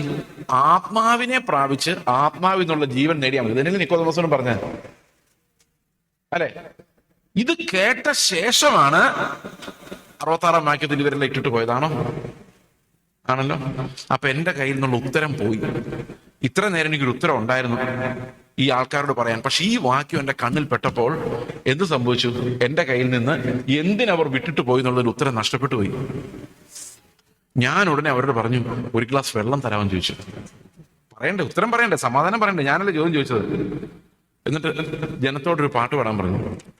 എന്നിട്ട് ഞാൻ ഇങ്ങനെ വെള്ളം കുടിച്ചോ, പതുക്കെ പതുക്കെ കുടിക്കും. സ്പീഡിൽ കുടിച്ചു കഴിഞ്ഞാൽ പാട്ട് നിർത്തും. അപ്പൊ ഞാനിങ്ങനെ പതുക്കെ പതുക്കെ കുടിച്ചോണ്ട് കർത്താവിന് പറഞ്ഞു, എന്റെ കർത്താവെ എന്തിനാണ് അവർ ഇട്ടിട്ട് പോയത്? എനിക്ക് ഒരു പിടിയും കിട്ടുന്നില്ല. എന്താ ഇവരോട് പറഞ്ഞു കൊടുക്കുന്നത്? ഇപ്പൊ ഈ കല്യാണത്തിന് പ്രസംഗിച്ചിട്ട് 1 വർഷമായി, അപ്പോഴും ഒരു പ്രാവശ്യം അങ്ങനെ നടന്നുള്ളൂ, ഇപ്പൊ 2ാമത്തെ പ്രാവശ്യം നടക്കാൻ പോവാ. അപ്പൊ കർത്താവിനോട് ചോദിക്കുക, കർത്താവ് എന്തിനാ ഇവരിട്ടിട്ട് പോയത്? അപ്പൊ കർത്താവ് പറഞ്ഞു, മാംസം ഒന്നിനും ഉപകരിക്കുന്നില്ല എന്ന് പറഞ്ഞോണ്ടാണ്. ഇവര് മാംസത്തിൽ ഒത്തിരി അധ്വാനിക്കുന്നവരാണ്, ഇവർ ജഡത്തിൽ ഒത്തിരി നീതിപ്രവർത്തികൾ ചെയ്തു, പക്ഷെ ഒന്നും കർത്താവിന്റെ അടുത്ത് കൗണ്ട് ചെയ്തിട്ടില്ല. അപ്പൊ അവരെല്ലാം മരിക്കും. വേണ്ട കർത്താവ് പറയാം, നീ എന്ത് പണി ചെയ്താലും, എന്ത് മാംസത്തിൽ അധ്വാനിച്ചാലും, കിഡ്നി ഊരി കൊടുത്താലും നിന്റെ ഉള്ളിൽ ജീവനില്ലെങ്കിൽ നീ നരകത്തിലേ പോവുള്ളൂ. മനസ്സിലാകുന്നുണ്ടോ? അപ്പൊ സ്വർഗത്തിൽ നിന്നുള്ള ജീവൻ പ്രാപിക്കാതെ, ആത്മാവ് ഉള്ളിൽ വരാതെ എന്ത് ചെയ്തിട്ടും കാര്യമില്ലാന്ന് യഹൂദന്മാരോട് പറഞ്ഞു. അപ്പൊ ഞാൻ കർത്താവിനോട് ചോദിച്ചു, കർത്താവെ ഞാൻ മരിക്കുവോ എന്ന് ചോദിച്ചു. ഇപ്പൊ കർത്താവ് പറഞ്ഞു, നീ മരിക്കേണ്ടതാണ്, പക്ഷെ നീ മരിക്കൂല. കാരണം നീ മരിക്കേണ്ട സ്ഥാനത്ത് ഞാൻ നിനക്ക് വേണ്ടി മരിച്ചിട്ടുണ്ട്, അതുകൊണ്ട് മാത്രം നീ മരിക്കില്ല. അപ്പൊ എന്റെ സ്വഭാവം വെച്ച് നോക്കി എന്ത് സംഭവിക്കേണ്ടതാ? ഞാൻ മരിക്കേണ്ടതാ, പക്ഷെ ഞാൻ എന്തുകൊണ്ട് മരിക്കൂല? ഞാൻ മരിക്കേണ്ട സ്ഥാനത്ത്. അപ്പൊ ഞാൻ പറഞ്ഞു, ഇതൊരു നല്ല വാർത്തയാണല്ലോ, ഈ വാർത്ത കേട്ടിട്ട് എന്തിനാണ് ആൾക്കാർ ഇട്ടിട്ട് പോകുന്നത്? അതായത് ഞാൻ മരിക്കണ്ടല്ലോ, നീ എനിക്ക് പകരക്കാരനായി വന്നു, നീ എനിക്ക് പകരം മരിക്കുവാണല്ലോ, അപ്പൊ പിന്നെ ഞാൻ എന്തിനാണ്? അപ്പൊ ഞാൻ ഇങ്ങനെ ഈ വെള്ളം കുടിച്ചോണ്ട് ചോദിക്കുന്നത്. അപ്പൊ കർത്താവ് എന്ന് പറഞ്ഞു, പ്രശ്നം എന്താണെന്ന് വെച്ച് കഴിഞ്ഞാൽ ഞാൻ നിന്റെ സ്ഥാനത്ത് മരിക്കുവാണല്ലോ, അപ്പൊ നിനക്കിനി ജീവിക്കാനൊരു സ്ഥാനമില്ല. കാരണം നീ പാപത്തിൽ പോയി മരിക്കാവുന്ന ആ വഴി ഞാൻ ക്ലോസ് ചെയ്തു. ഇനി നിനക്ക് ജീവിക്കാൻ എന്റെ സ്ഥാനം മാത്രമേ ഉള്ളൂ. ഞാൻ നിന്റെ സ്ഥാനത്ത് മരിച്ചു എന്ന് പറഞ്ഞാൽ അതിന്റെ അർത്ഥം ഇനി നീ എന്റെ സ്ഥാനത്ത് ജീവിക്കണമെന്നാണ്. മനസ്സിലാവുന്നുണ്ടോ? അപ്പൊ ആത്മാവ് എന്റെ ഉള്ളിലേക്ക് എന്തിനാ വരുന്നേ? ക്രിസ്തുവിന്റെ സ്ഥാനത്ത് പുത്രന്റെ ആത്മാവുമായിട്ട് ഞാൻ ഇവിടെ ജീവിച്ച് ക്രിസ്തുവിന്റെ സ്ഥാനം അന്വേഷിക്കാൻ വേണ്ടിയാ. അപ്പൊ ഞാൻ ഈ പുൽപ്പിറ്റിൽ നിന്നുകൊണ്ട് ഞാൻ എങ്ങനെ പാപിയായ ഞാൻ രക്ഷപ്പെടുമെന്നറിയോ? ഞാൻ വിശ്വാസത്താൽ ക്രിസ്തുവിന്റെ സ്ഥാനം അന്വേഷിച്ചുകൊണ്ടിരിക്കുക. എങ്ങനെ അന്വേഷിക്കുന്നത്? കർത്താവെ, നീ ആയിരുന്നു ഇവിടെയെങ്കിൽ എന്ത് പറയുമായിരുന്നു? ഈ ജനത്തോട് എന്ത് സംസാരിക്കുമായിരുന്നു? എന്റെ ദുർബലമായ ബുദ്ധിയിലൂടെ, എന്റെ നിസ്സാരമായ അറിവിലൂടെ കർത്താവെ, ഞാനല്ല നീ എന്നിലൂടെ ജീവിക്കണം എന്ന് ഞാൻ അന്വേഷിക്കുമ്പോൾ എന്റെ പ്രതിഫലം എന്നിൽ വസിക്കുന്ന ക്രിസ്തുവിന്റെ നീതിയാണ്. എത്രയൊക്കെ മനസ്സിലായി ഞാൻ പറഞ്ഞു? അപ്പൊ കർത്താവ് ആരുടെ ജീവൻ എനിക്ക് തന്നത്? ഈ പുതിയ ജീവൻ പ്രാപിച്ചവരല്ല, ആരുടെ ജീവനാ പ്രാപിച്ചേക്കുന്നത്? ഈ ലോകത്തിന്റെ പ്രഭുവിന്റെ ജീവനല്ല, ഇവിടെ നമ്മളെ സെറ്റിലാക്കുന്ന ലൈഫ് അല്ല. യേശു ക്രിസ്തു പിതാവിനെ പ്രസാദിപ്പിച്ച് ജീവിച്ച് മരിച്ചു പുനരുത്ഥാനം ചെയ്ത ആ പുനരുത്ഥാനത്തിലേക്ക് അവനെ നടത്തിയ അതേ ആത്മാവ് നമ്മുടെ ഉള്ളിൽ വരുമ്പോൾ നമ്മൾ ക്രിസ്തു ജീവിച്ച സ്ഥാനമാണ് ഓരോ സമയത്ത് അന്വേഷിച്ചുകൊണ്ടിരിക്കുന്നത്. ആർക്കെങ്കിലും വേണോ? നിങ്ങൾക്ക് വേണോ? വേണം.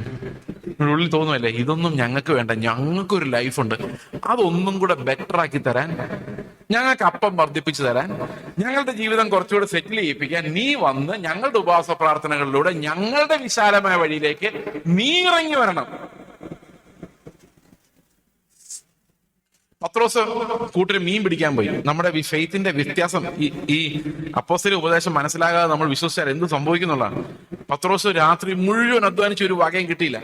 പിറ്റേ ദിവസം രാവിലെ കർത്താവ് അവന്റെ അടുത്ത് ചെന്നു. സമയം തരാൻ കർത്താവ് അവന്റെ അടുത്ത് ചെന്നിട്ട് പറഞ്ഞു, ആഴത്തിലേക്ക് നീക്കി വല വീശാൻ പറഞ്ഞു. വലിയ പെരുത്ത മീൻകൂട്ടം അവന്റെ വലയിൽ കയറി.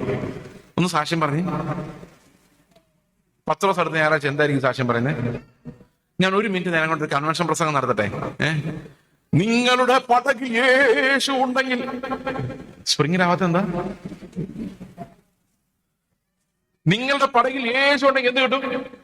പടക് നിറയെ മീൻ തരാൻ വിശ്വസ്തനായ ദൈവം. ഇതിങ്ങനെ പറഞ്ഞുകൊണ്ട് ആൾക്കാരെ അങ്ങ് തുള്ളിക്കുവാ. ശരിക്കും അവിടെ എന്താ സംഭവിച്ചത്? ഞാനാണെ കർത്താവിന് പറയാൻ, കർത്താവെ, ഞാൻ ഇനി മേലാൽ രാത്രി മുഴുവൻ മീൻ പിടിക്കുന്ന പരിപാടി നിർത്തി. രാത്രി എവിടെ ഓൾ നൈറ്റ് പ്രയർ ഉണ്ടോ അവിടെ ഞാനും ഉണ്ട്. പകല് മുഴുവൻ ഞാൻ ട്രാക്ക് എടുത്തോളാം. പക്ഷെ രാവിലെ ഒരൊറ്റ മീൻ പിടുത്തം. നീ എന്റെ പടകിലുണ്ടെങ്കിൽ 100 മീൻ കിട്ടിയാൽ 10 മീൻ ദശാംശം കൃത്യമായിട്ട് നിനക്ക് തന്നിരിക്കും. ഇതാണ് നമ്മുടെ സ്പിരിച്വാലിറ്റി. എന്നിട്ട് നമ്മൾ മറ്റുള്ളവരോട് പറയും, കർത്താവ് പടകിലുണ്ടാവണം ബ്രദറെ, അല്ല ചുമ്മാ നടന്നിട്ട് കാര്യമില്ല. ഞാൻ എങ്ങനെ സമ്പാദിച്ചെന്നറിയോ?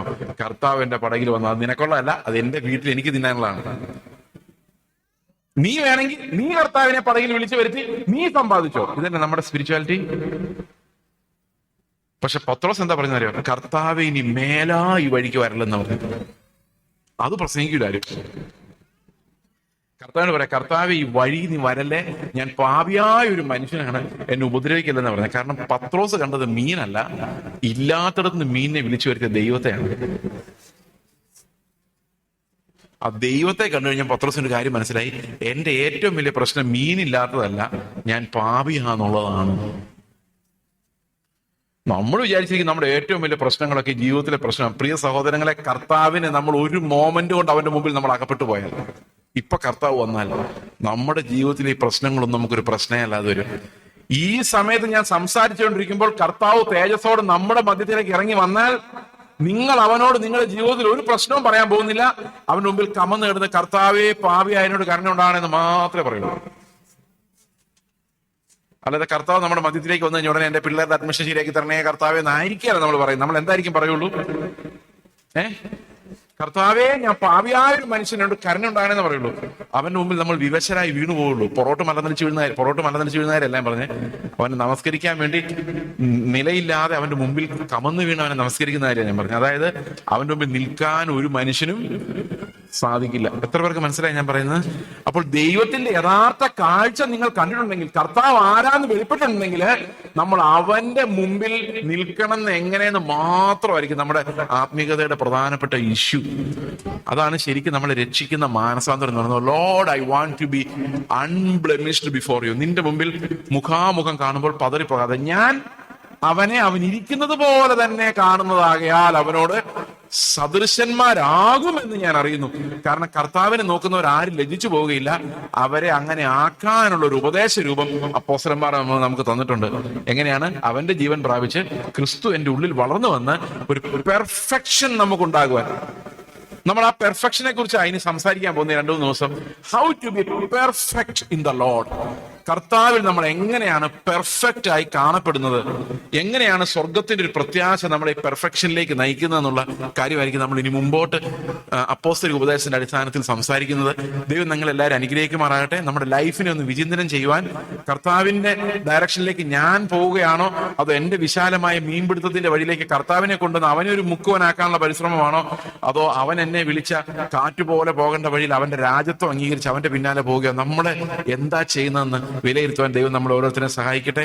ക്രിസ്തുവിന്റെ ആത്മാവ് നിങ്ങളെ നയിക്കുമാറാകട്ടെ. നമുക്ക് ഒരു നിമിഷം പ്രാർത്ഥിക്കാം.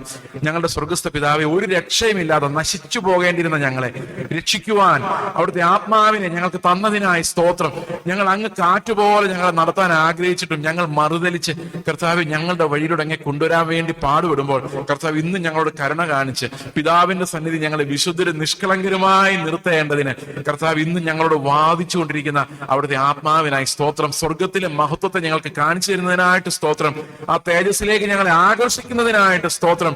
അവിടുത്തെ ആത്മാവ് കർത്താവ് ക്രിസ്തുവിന്റെ സ്വഭാവത്തിലേക്ക്, അവന്റെ സ്ഥാനത്തേക്ക് ഞങ്ങളെ കൊണ്ടുവരുന്നതിനായിട്ട് ഞങ്ങൾ നന്ദി പറയുന്നു കർത്താവെ. ഞങ്ങൾക്ക് തന്ന രക്ഷയുടെ പ്രത്യാശക്കായി സ്തോത്രം. ഞങ്ങളെ ആശ്രയിച്ചിട്ടുള്ളതല്ലാത്ത ക്രിസ്തുവിന്റെ മഹാപൗരോഹിത്യത്തിൽ വിശ്വസിച്ചുകൊണ്ട് കർത്താവ് അവിടുന്ന് ഞങ്ങളെ രക്ഷിക്കാതിരിക്കുകയില്ല, അവിടെ ഞങ്ങളെ കൈവിടാതിരിക്കുകയില്ല, പിതാവിന്റെ സന്നിധിയിൽ ഞങ്ങളെ പ്രസന്റ് ചെയ്യാതിരിക്കുകയില്ല. കർത്താവ് ഞങ്ങളത് വിശ്വസിക്കുന്നു. അങ്ങേക്ക് ഞങ്ങളെ രക്ഷിക്കാൻ കഴിയും. ഞങ്ങൾ അങ്ങേക്ക് രക്ഷയ്ക്കായി അങ്ങോട്ട് നിലവിളിക്കുന്നു കർത്താവെ. ഞങ്ങളെ കൈവിടാത്ത ദൈവത്തിന്റെ കരങ്ങളിലേക്ക് ഞങ്ങളെ സമർപ്പിക്കുന്നു. നന്ദിയോടെ സ്തോത്രം. കർത്താവായ യേശു ക്രിസ്തുവിന്റെ നാമത്തിൽ തന്നെ ആമേൻ.